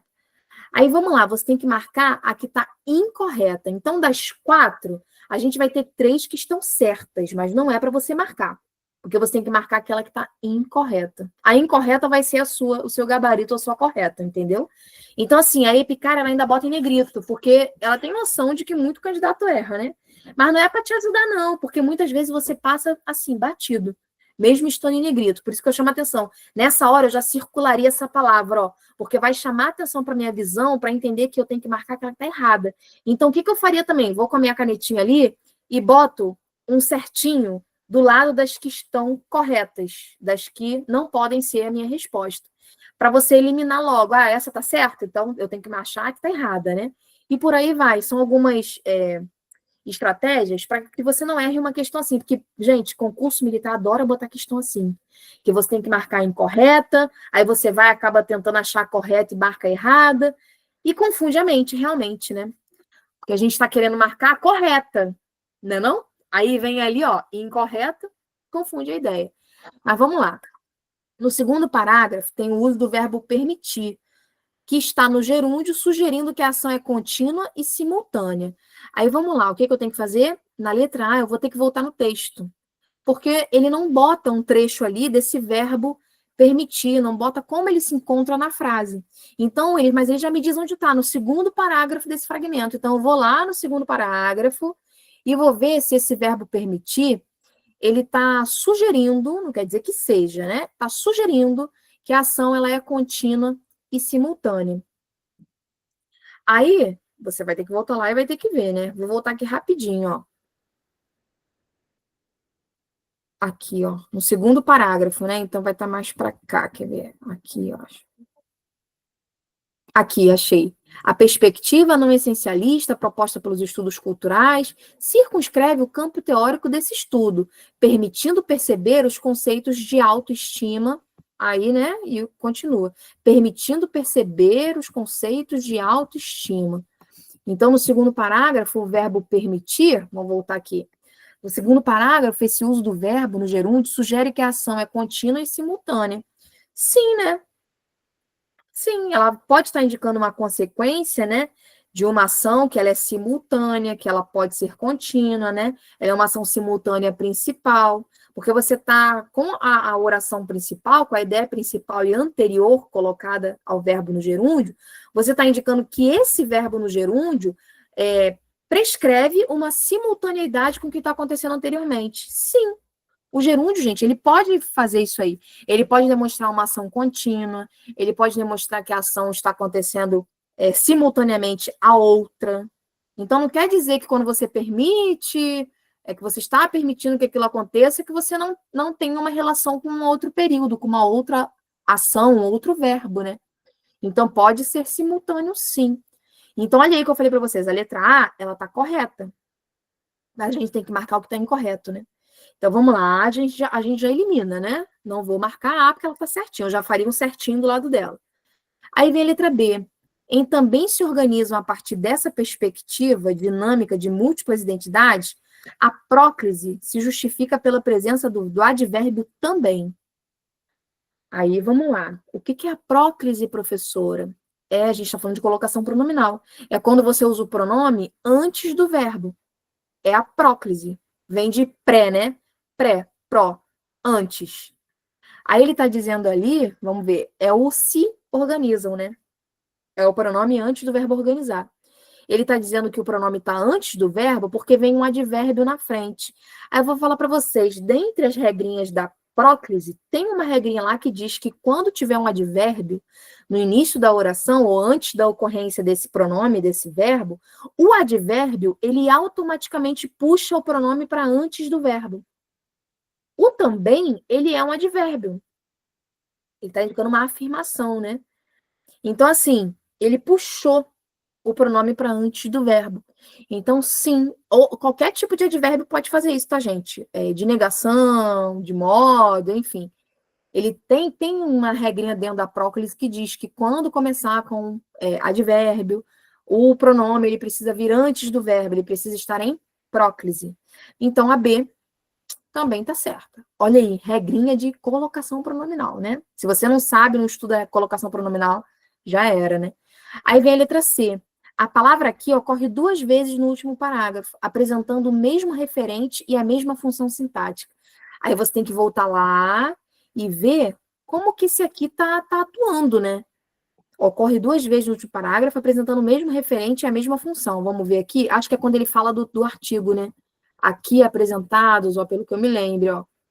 Aqui, aí é isso mesmo, ó. As concepções aqui apresentadas, aqui neste artigo. Em que lugar? Neste artigo. E ele continua falando aqui embaixo, ó. Em torno do conceito de identidade aqui trabalhado. Caramba, que bonitinho. Os dois aqui, olha que legal. Deixa eu voltar aqui. Os dois aqui, galera, eles estão com o mesmo referente, né? O aqui está significando o quê? Neste artigo, neste trabalho. É artigo, né, científico. Neste artigo. Então, está indicando um lugar específico. Você não vai encontrar essas afirmações em outro lugar, não. Essas informações estão apresentadas aqui. Então, as duas ocorrências do aqui são para o referente neste artigo, neste trabalho, nisto que eu estou mostrando para vocês aqui. E nas duas ocorrências tem a mesma função sintática, que é adjunto adverbial de lugar, está indicando o lugar onde você vai ler aquela situação, onde você vai ver apresentado aquela pesquisa científica. Então, está indicando lugar.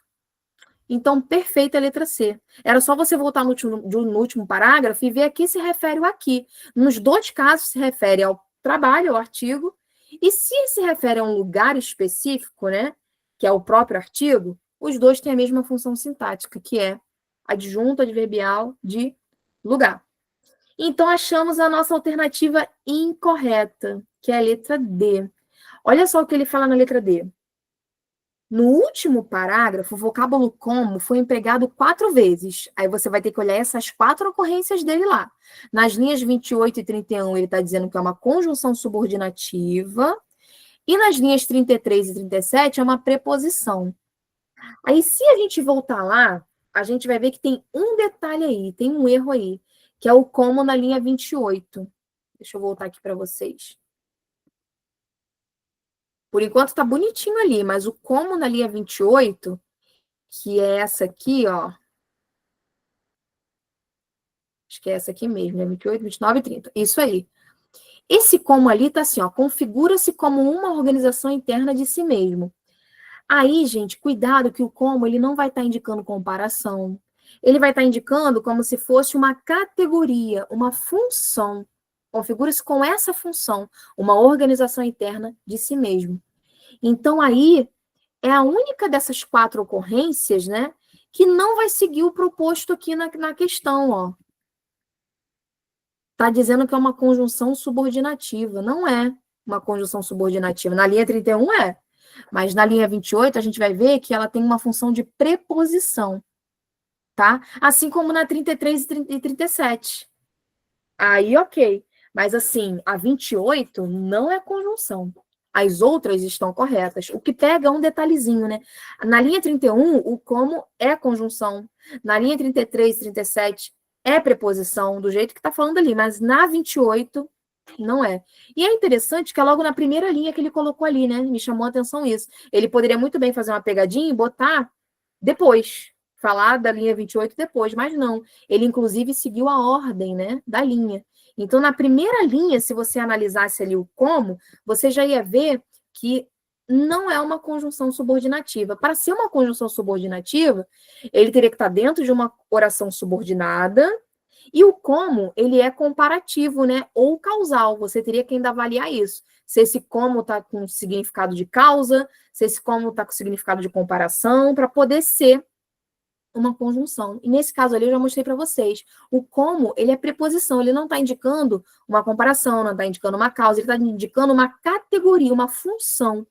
Então é muito diferente você falar uma conjunção e uma preposição, né? Tem funções totalmente diferentes. Então daria para analisar de outras formas esse enunciado ali, esse parágrafo, tá?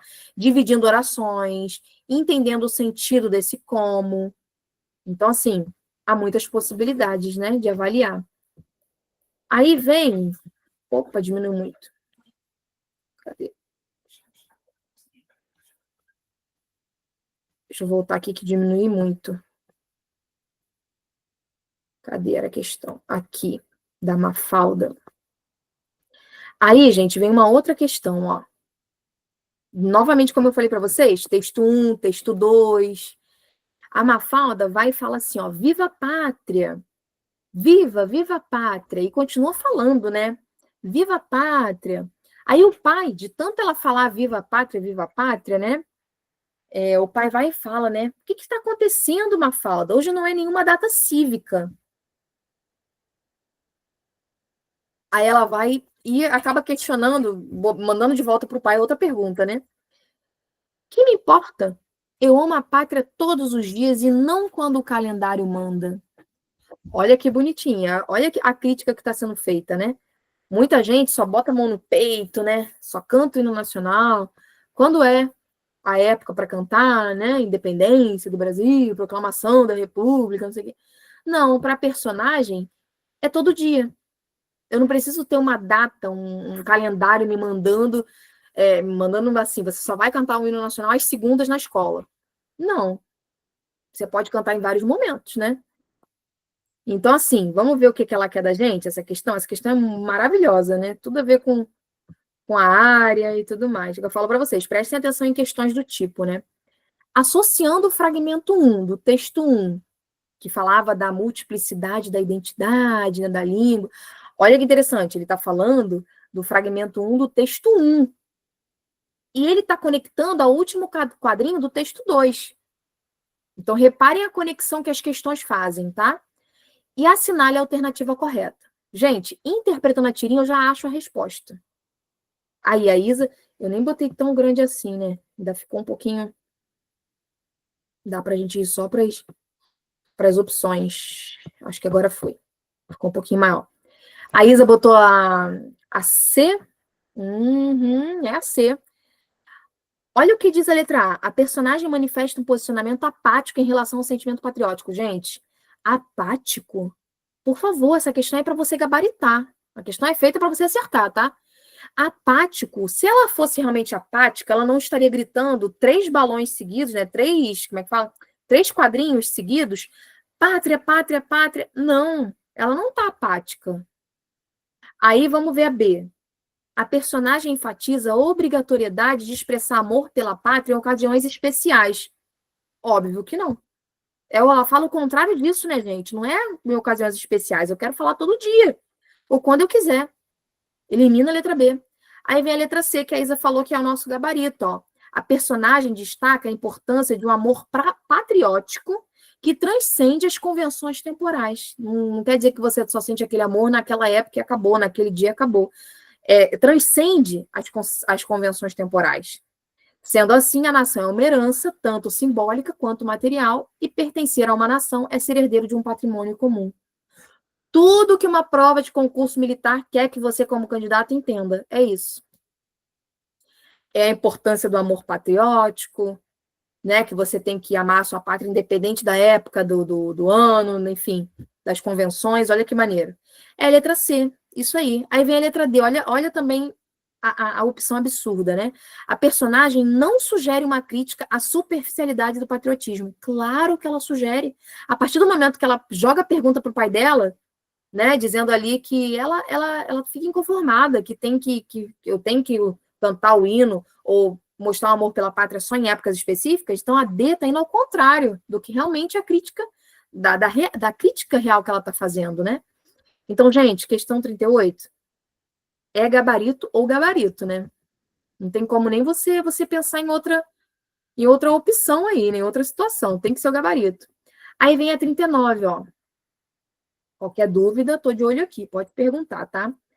Aí vem a questão 39. Considerando que a linguagem possui diversas funções que correspondem a cada um dos elementos da comunicação, é possível afirmar que a função da linguagem presente no último quadrinho do texto 2 é...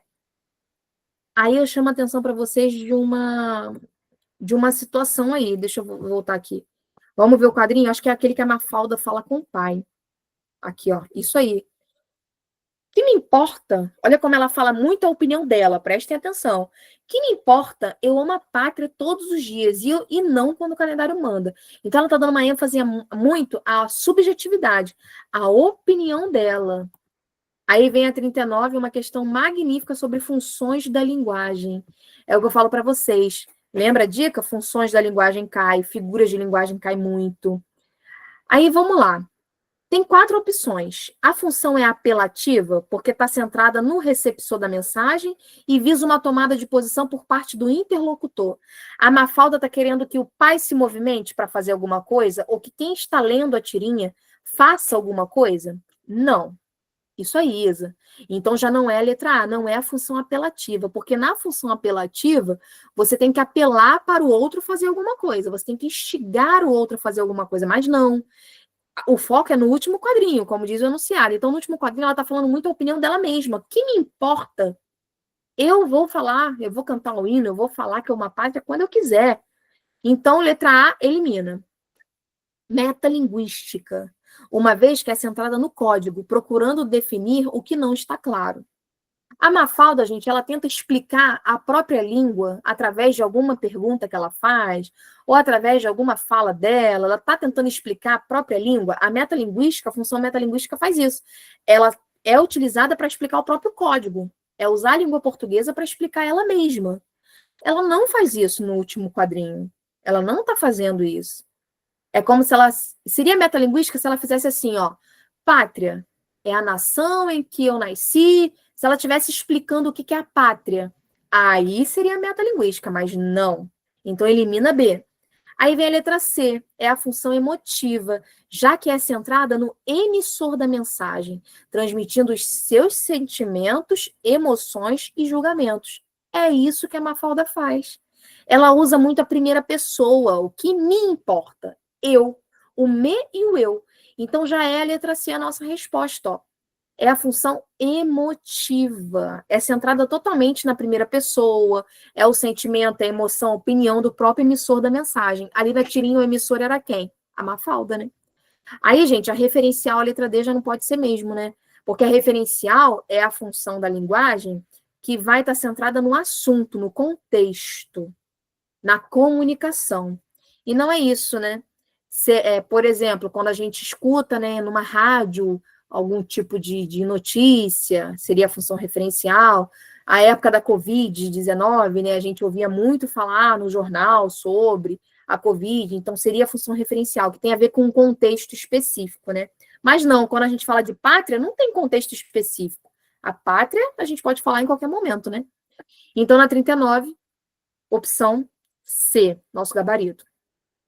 Essa próxima questão eu vou passar bem rapidinha, porque a gente já fez em uma aula minha essa questão aí, quem estava vai lembrar, que fala do cuitelinho, que é uma maneira de chamar o beija-flor, né?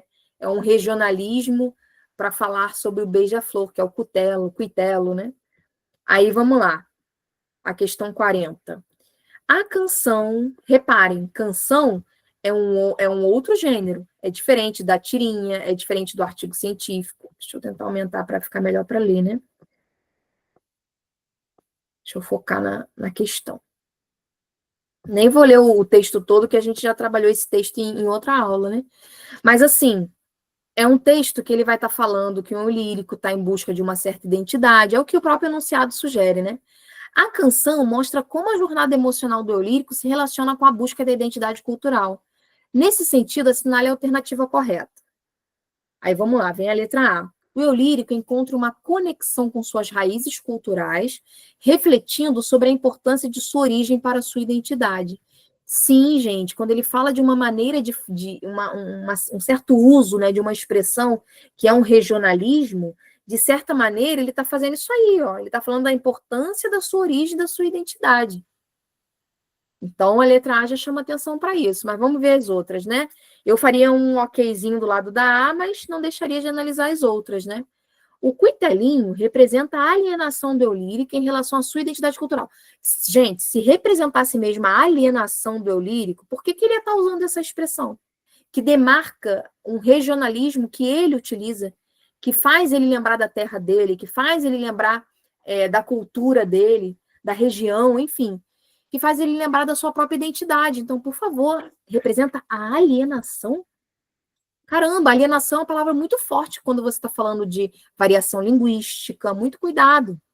Aí vem a letra C. A B já não pode ser, por favor, né? Vem a letra C. A presença do coitalinho simboliza a negação, olha aí, gente, negação da identidade cultural do eu lírico, que busca se desvincular de suas origens para encontrar o seu verdadeiro eu. Não, pelo contrário. Ele fala dessa expressão, ele usa muito regionalismo, muitos desvios gramaticais propositalmente, né? Ele fala zóio ao invés de olhos, entre outros detalhes que chamam a atenção nessa canção. Porque, pelo amor de Deus, ele não vai negar a identidade cultural. Bota uma coisa na cabeça de vocês. Nada que negue a língua, que negue a sua própria identidade, que negue a sua pátria, nada disso vai ser opção. Vai ser possibilidade de opção de resposta.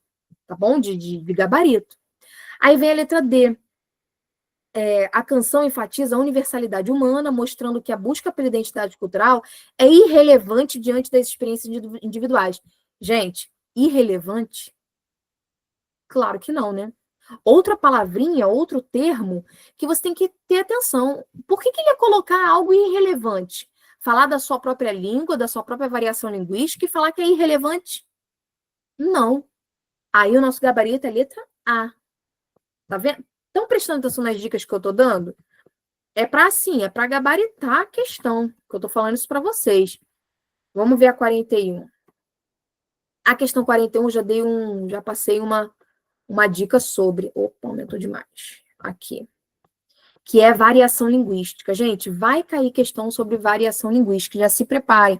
Não só na EPICAR, tá? Porque variedade linguística está no edital de vários concursos militares, de várias provas, tá? É como se fosse comum a todos, né? Assim como muita parte da nossa gramática, né? Muito do edital, enfim, é comum a todos. Aí vem a questão 41, ó, levando em consideração o texto 3, que é esse do coitalinho, é possível classificar as variações linguísticas como... Aí ele bota esses nomezinhos difíceis. Ele não vai falar, por exemplo, que é uma variação regional, que é uma variação situacional, que é uma variação social. Ele não vai falar, ele vai usar esses nomes aí. Então já anota aí, já pega a ideia, já anota aí. Diatópica é regional. Sempre que ele falar de diatópica, pense em tópicos, em regiões. É uma dica. Tópicos. Tópicos é cada região, né? Então, a gente já pensa em regiões, que é regional. A diafásica é de situação, seria a variação situacional. Só que ele vai botar esses nomes, como eu falei para vocês, né? A diafásica é a situação, é quando, dependendo da situação que você está vivendo ali, você usa a língua portuguesa a seu favor, dependendo das situações do dia a dia. Por exemplo, numa entrevista de emprego, eu não vou chegar chamando o entrevistador de mano, brother, parceiro, porque eu sei que naquele momento ali, eu preciso usar aquela situação a meu favor. Então, eu vou tentar usar uma língua portuguesa mais formal possível, mesmo, de repente, não sabendo ser tão rebuscado, né? Mas eu não posso chamar o cara de parceiro, de cara, de brother, né? Já, aí vamos lá, foi a diatópica, diafásica, né? Aí vem a diastrática, que é a que vai cair aí na letra B, se eu não me engano, isso. Diastrática. A diastrática já é a variação social. É quando você pertence a grupos sociais diferentes e você usa a língua portuguesa nesses grupos sociais. Por exemplo, skatistas, eles têm certas gírias, certas maneiras de falar, diferente dos advogados, por exemplo, que usam muitos termos em latim, né? É claro, em posse do seu cargo ali, né? Da sua função. Então, a diastrática é social, depende de grupos sociais específicos.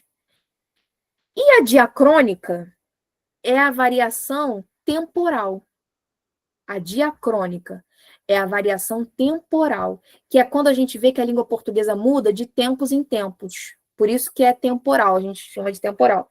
Ela vai mudando. Por exemplo, a mesma gíria que a minha avó, né, usava na época dela, não vai ser a mesma que eu uso agora. Que a minha mãe usava na época de infância, de adolescência dela, não é a mesma que nós usamos agora, que os adolescentes usam agora. Então, essa variação diacrônica, essa variedade diacrônica vai trabalhar com o tempo. Aí vamos ver aquele texto lá, que tipo de variação ele acaba abarcando? Diatópica e diafásica, pois visa restringir a cultura, visto que o autor transgride as normas gramaticais. E aí? Não, né? Isso aí, restringir a cultura, realmente ele transgride as normas gramaticais. Poderia até falar sobre uma transgressão às normas, porque ele, como eu falei para vocês, ele usa zóio, né, batalha, ao invés de batalha, enfim. Mas não, a gente não vê uma, por exemplo, diafásica acontecendo, né? Diatópica, você poderia dizer que sim, porque ele está falando até o cuitelinho, que é um regionalismo, mas diafásica, não. Aí vem a letra B, diastática e diatópica, que seria a regional, né, com a social. E aí? Gente, ele pertence a um certo grupo social, né?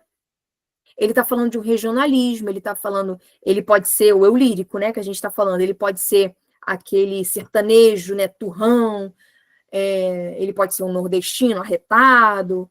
Ele pertence a um grupo social, sim. A gente poderia dizer que é diastrática, sim. E mais ainda diatópica, né? A letra B tem tudo a ver, ó. Pois visa a evidenciar os aspectos culturais na formação da identidade nacional. Sim, perfeita. Vamos ver assim o que tem de errado? Diacrônica e diatópica, né? Diacrônica tem a ver com temporal. Não é temporal, né? Quem fala daquela forma, fala e acabou. Não é que falou já há anos atrás, não usa mais aquele termo. Vai usar aquele termo, vai continuar usando. Né? Aí ele diz que visa apresentar um português mortificado na construção identitária e dificultando a integração social. Essa parte de dificultar a integração social não corresponde ao objetivo desse poema, né? Do que ele quer fazer nesse texto. Aí vem a letra D, diafásica e diastrática. A gente já viu que diafásica não daria para ser na letra A, né? Então você já elimina a A e a D, pois visa compartilhar os desvios que perpassam as relações sociais. Não faz sentido a diafásica, né? Para a nossa interpretação do poema, a diafásica não faz sentido. É diastrática e diatópica. Então, eu espero que vocês tenham anotado isso aí, porque esses termos virão dessa forma, tá? Qualquer coisa me fala aí se não conseguiu acompanhar, hein? É muito importante vocês que vão fazer essa prova aí terem essa noção. Aí vamos lá, 42. Vamos que o nosso tempo tá passando rápido, né? 42. Considerando os recursos de linguagem figurada, o que eu falei para vocês? Vai cair figuras de linguagem. É o que aparece aí. Considerando os recursos de linguagem figurada, qual das alternativas abaixo apresenta aqueles que estão presentes no texto 3? Que é esse que está do ladinho ali, né? Só não fica na tela toda. Mas é o texto sobre o beija-flor, né? Vamos lá, o que tem nesse texto ali? O que você vai ter que fazer? Você teria que dar uma retomada nele, né? Para ver se você vai achando isso ali. Por exemplo, a letra A diz que tem elipse, personificação, silepse e comparação. Se você não sabe o que significa uma dessas figuras, e, gente, tem muitas figuras de linguagem, né? A linguagem figurada, ela pode ser, ela perpassa, assim, ela tem uma quantidade exorbitante de termos, né? Aí não tem nem metade, vou falar para vocês. Tem muitos tipos de figuras, né? Aí, se você não sabe o que é elipse, o que é silepse, por exemplo, você já não vai saber responder a letra A, você vai ficar em dúvida. Se você não sabe o que é pleonasmo e eufemismo, você também vai ficar na dúvida. Mas vamos lá, vou tentar esmiuçar de forma rápida aí. Elipse, omissão de um termo.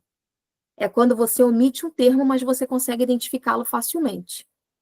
Ele faz isso ali no texto quando ele fala d'água. Ele está omitindo um certo D, né? Uma certa preposição.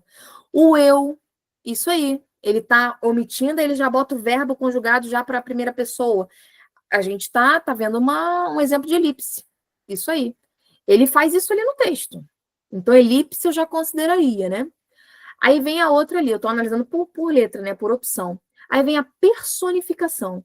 Gente, personificação é quando você atribui características a seres inanimados, ou ações, características ou ações a seres inanimados, que eles não podem possuir. Ele fala ali no poema que o coração fica aflito. Gente, coração ele não pode ficar aflito, né? Quem fica aflito somos nós, seres humanos, ficamos aflitos. Mas o coração, não é esse coração, né?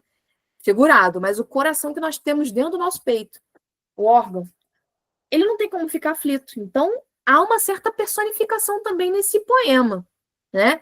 Ele fala também, tem um trecho que ele fala que a garça, ela se senta. Gente, a garça, ela não pode se sentar, porque só quem sabe se sentar realmente, né? Por exemplo, sentar numa cadeira, sentar num banco, somos nós, seres humanos, né?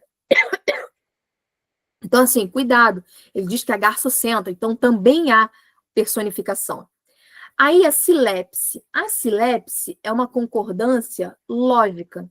Vai parecer um erro gramatical, mas é porque você vai estar concordando logicamente com a ideia ali, vai ter sentido. É quando ele usa alguns errinhos gramaticais, digamos assim. Por exemplo, ele fala, os zóio enche.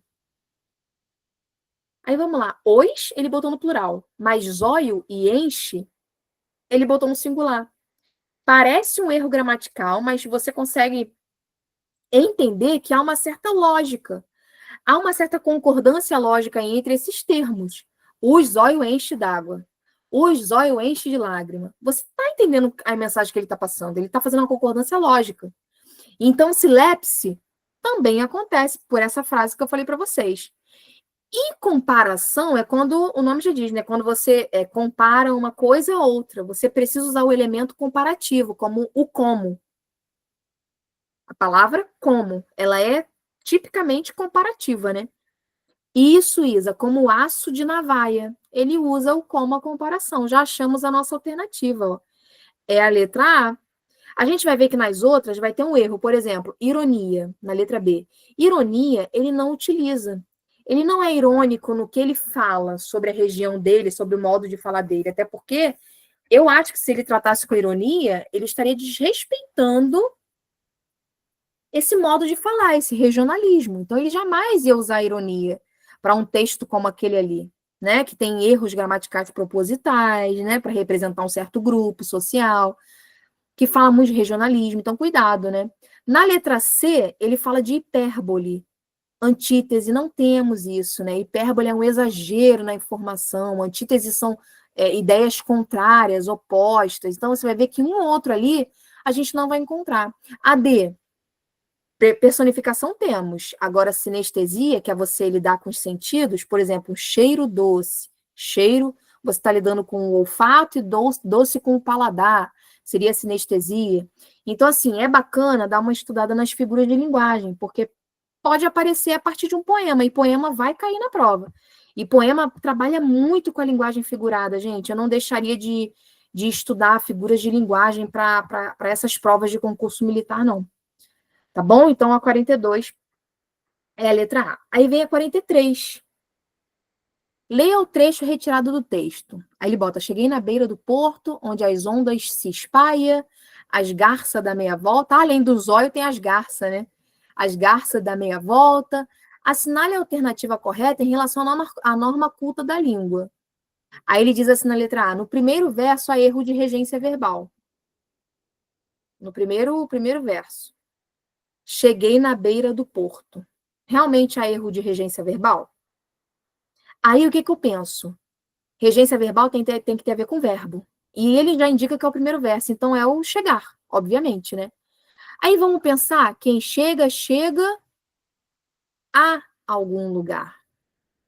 Quando a gente estuda regência, a gente vê que com o verbo chegar, a gente tem que usar cheguei a algum lugar. Por exemplo, a gente comete muito esse equívoco no dia a dia. A gente fala assim, cheguei em casa, tô feliz, cheguei em casa. Mas é claro que a gente está, né, usando a forma despojada, sem rigor, né? Sem usar a norma padrão, a gente está em casa, está com a família. Mas sabiam que, de acordo com a norma padrão, ele está falando aí em relação à norma culta. A gente deveria falar, cheguei a casa. Sabiam disso?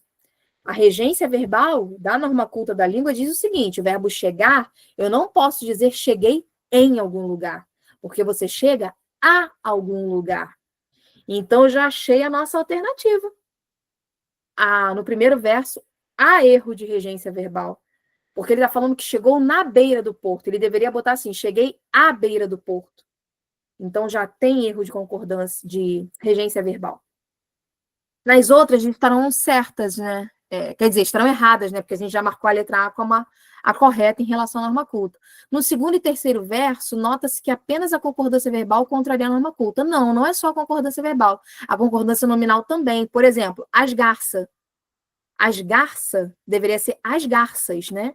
Então, assim, não é só a concordância verbal que está contrariando, é a concordância nominal também, entre os nomes, o artigo com o substantivo, não está concordando. Então, a letra B está errada. Está dizendo que só tem apenas erro de concordância verbal.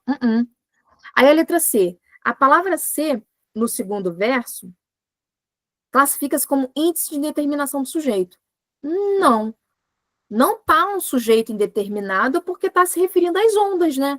Se fosse índice de indeterminação do sujeito, a frase deveria estar com aquele pronome apassivador, né? Por exemplo, vive-se, come-se. Aí sim. Aí você não tem como entender qual é o sujeito. Ali na frase, não. A gente sabe que as ondas que se espalham. Aí vem a letra D. O vocábulo meia, no terceiro verso, atua como advérbio de modo.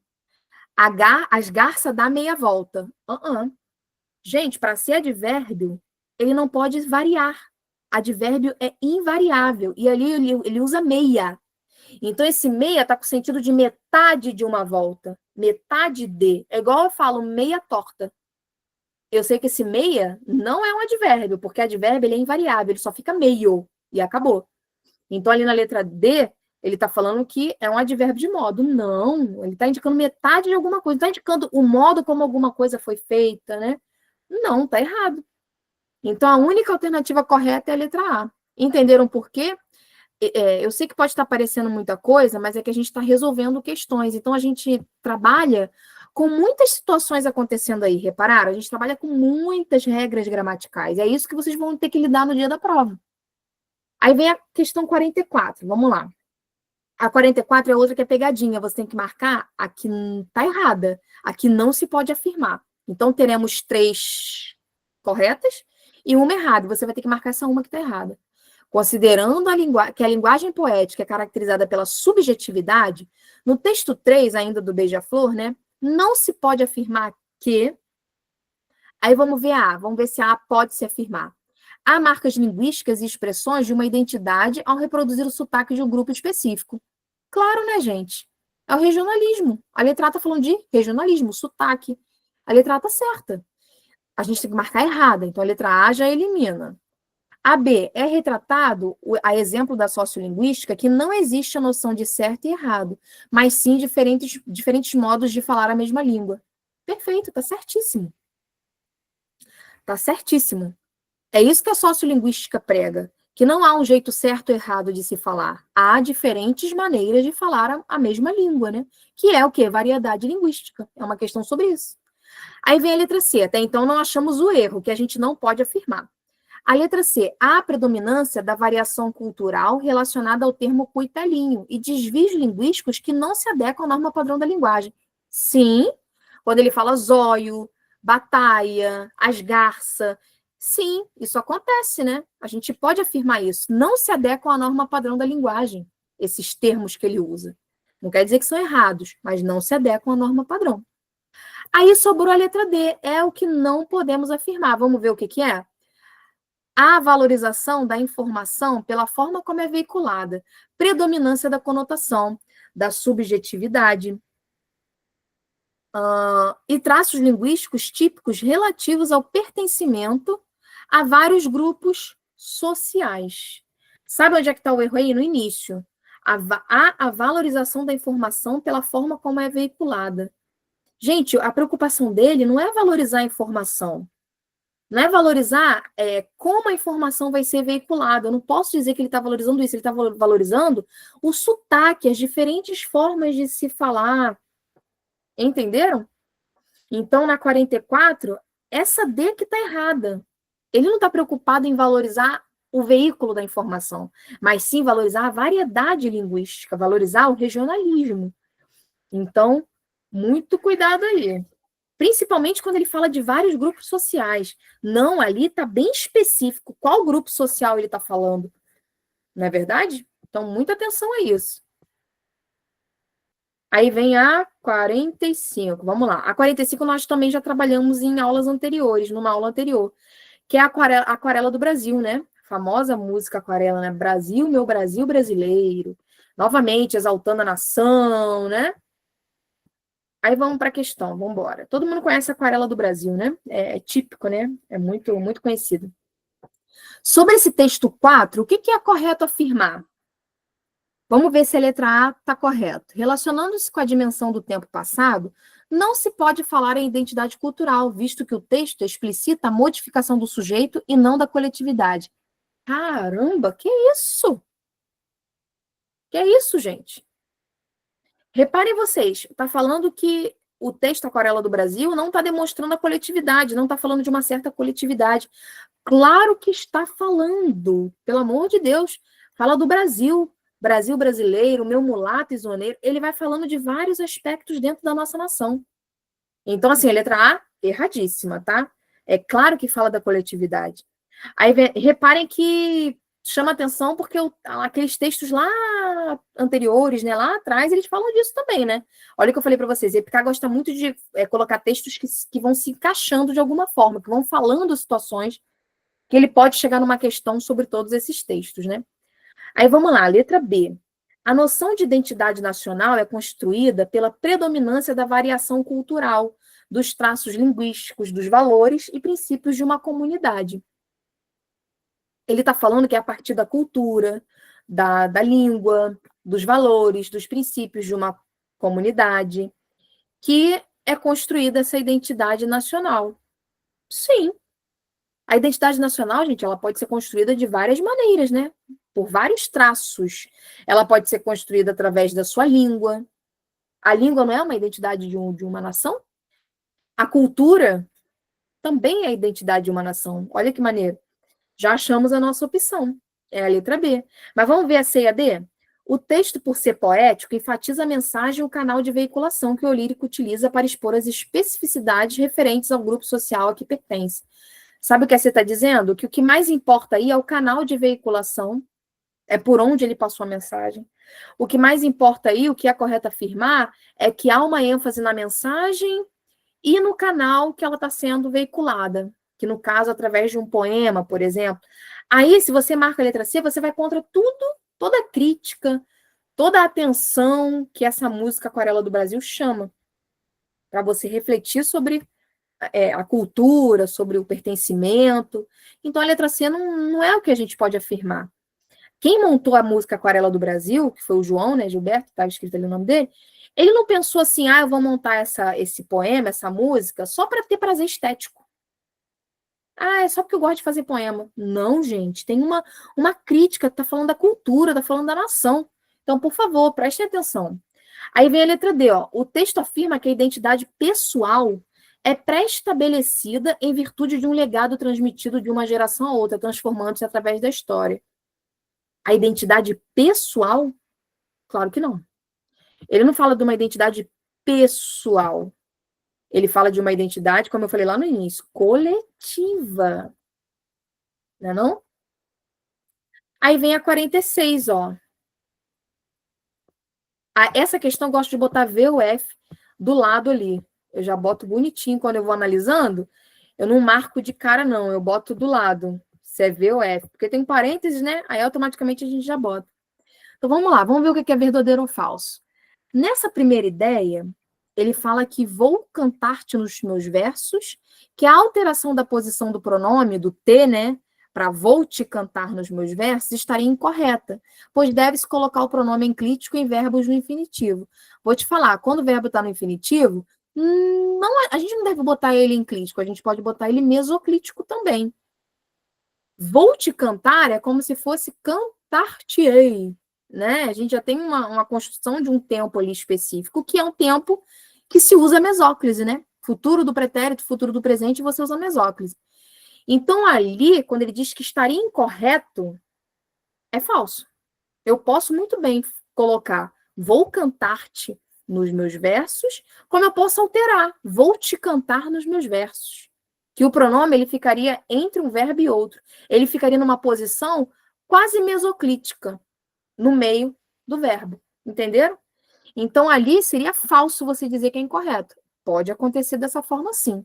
Então, a primeira já é falsa. Poderia ser a letra B ou D. Mas, assim, se eu não soubesse isso, vou analisar outras, né?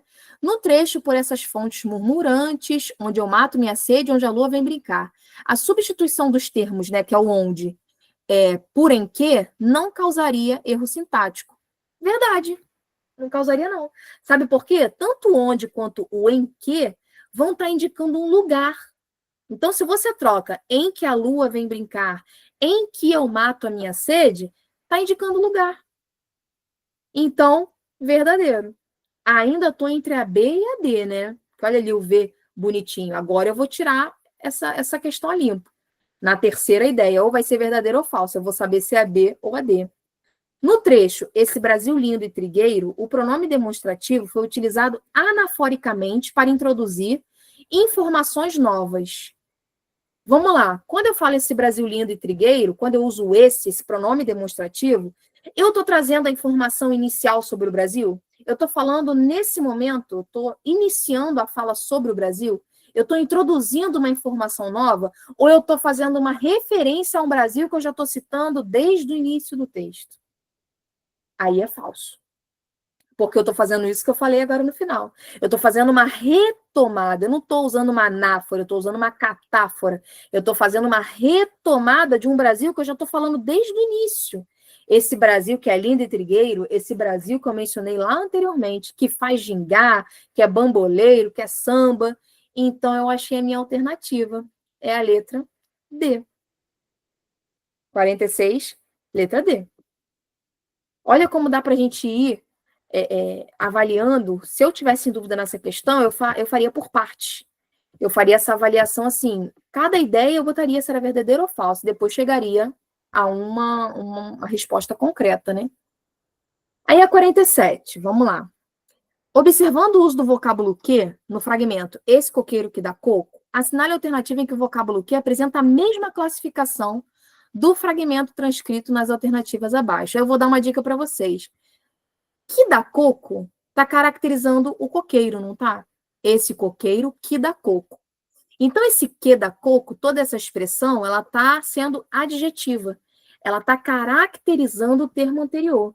Então, eu preciso achar uma frase em que o que, e da onde começa o que, né, esteja fazendo essa característica de um termo anterior. Basicamente, a gente vai estar falando aí que ele é um pronome. Por isso que é morfológica, né? Morfologicamente falando, ele é um pronome. E você vai ter que achar onde ele é um pronome que está relativizando, ele é um pronome relativo, em que ele vai estar caracterizando porque é uma oração subordinada adjetiva. Esse coqueiro que dá coco, é uma oração subordinada adjetiva. Então, a única opção que faz a mesma situação que o que está indicando uma característica de algo anterior, é qual opção? É necessária uma história que estabeleça continuidade? Não é qualquer história, é aquela que faça o quê? Que estabeleça continuidade. É a letra A. Isso aí. Repare que as outras, o que, a partir de onde começa o que, eu não vou estar caracterizando o termo anterior. Por exemplo, a primeira define que existe um conjunto cristalino. Eu não estou usando esse que existe um conjunto cristalino para caracterizar a primeira. Tem algo mencionado anteriormente no texto que eu estou falando que possui um conjunto cristalino, né? Olha C, gente, que ridículo. Eu já eliminaria de cara a C e a D. Que me importa? Esse que não está retomando nada, não está caracterizando nada. A letra D, que o botão de rosa caía. Esse que também não está caracterizando nada. Senão ele tiraria na frase aí, botaria o termo anterior. Então, assim, é a letra A. Então, procurem sempre fazer essa classificação, analisar a que palavra está se referindo, qual é a característica, né, daquela palavrinha, vai ser pronome, vai ser conjunção, vai ser preposição, isso é morfologia, né, nem análise sintática, hein? Aí vem a 48 para a gente fechar aí, ó. Considerando todos os textos presentes nesta prova, última questão falando de todos os textos presentes na prova de português, ó. Analise as assertivas a seguir. Primeiro, os textos enfatizam a construção coletiva da identidade nacional, tá certo? Com certeza. Eu já botaria um ok nessa 1. A 2. No texto 2, não é possível perceber a ideia de coletividade, visto que o posicionamento apresentado é o da própria personagem. Tá errado? Tá errado. É claro que a gente consegue entender, conceber a ideia, perceber a ideia de coletividade, até porque não está falando de um posicionamento de uma personagem específica, né? Cuidado, tá? Aí estaria errado. Aí vem a 3.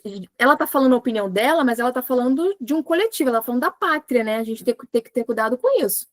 A 3. Os textos 2, 3 e 4 reforçam que a identidade é uma construção pessoal. E aí? Senão você vai contra o que você falou na 1, né? Por exemplo. Então a 3 também está errada.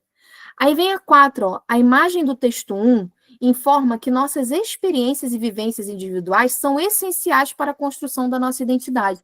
Não quer dizer que eu não tenho que ter minha individualidade, mas que essas vivências e experiências individuais, elas sirvam para construir a minha identidade. Tá certo. É isso que fala, essa composição de todos. Lembrando que a gente tem que avaliar todos como um conjunto, né? Tem que ser uma conexão. E aí, quantas estão corretas? Todas? Apenas uma, duas ou três? Vimos que é a letra C. Apenas 2 estão corretas, né? Cuidado com essa 2, tá? Não é possível perceber a ideia de coletividade? É sim. Mesmo que a Mafalda esteja falando na primeira pessoa, mas há uma ideia de coletividade ali sim. Ela está induzindo os brasileiros, ela está falando da pátria, induzindo os brasileiros a não cantar só um hino, não falar que ama a sua pátria, em dias específicos, né? Entendeu? Mesmo que seja um posicionamento próprio da própria personagem, da própria Mafalda, mas ela induz o leitor, ela ensina o leitor que a gente tem que falar sobre a pátria, a gente tem que cantar o hino, a gente tem que usar esse amor pela pátria. Então, de certa maneira, a gente consegue perceber a ideia de coletividade, sim. Isso aí, ela está criticando uma coisa que é coletiva. Ela está falando assim, vocês aí, por que vocês não cantam hino? Ela joga pro pai dela, né? Que é adulto ainda, né? Então o pai está representando todos os adultos ali. Isso aí. Ela está criticando algo que acontece de forma coletiva. Perfeito. E aí? Conseguiram entender? Gente, nosso tempo passa voando, né? Olha aí, 9:02 já. E aí, espero que vocês tenham gostado, que vocês tenham entendido. Fui tentando fazer rapidinho ali, porque nosso tempo é curto, né? Rápido, mas fui tentando avaliar ali cada questão gramaticalmente falando, né? Mostrando para vocês ali o gabarito. Não é uma prova difícil, é uma prova interpretativa, gramatical. Então prestem atenção, tá? Não sei se a gente vai se encontrar mais próximo aí à data da prova, mas se a gente se encontrar, a gente faz uma revisão bacana. Se não, prestem atenção nessas dicas que eu deixei para a aula de hoje aqui, tá? Na aula de hoje aqui para vocês, tá bom? Um beijo, gente. Espero que vocês tenham gostado. Até a próxima. A gente se encontra por aí. Beijo. Obrigada aí pela participação. Tchau, Jaque. Beijo.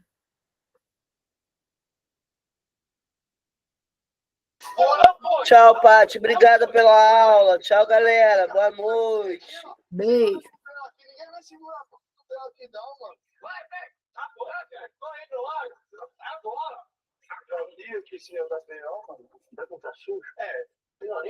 Uma vez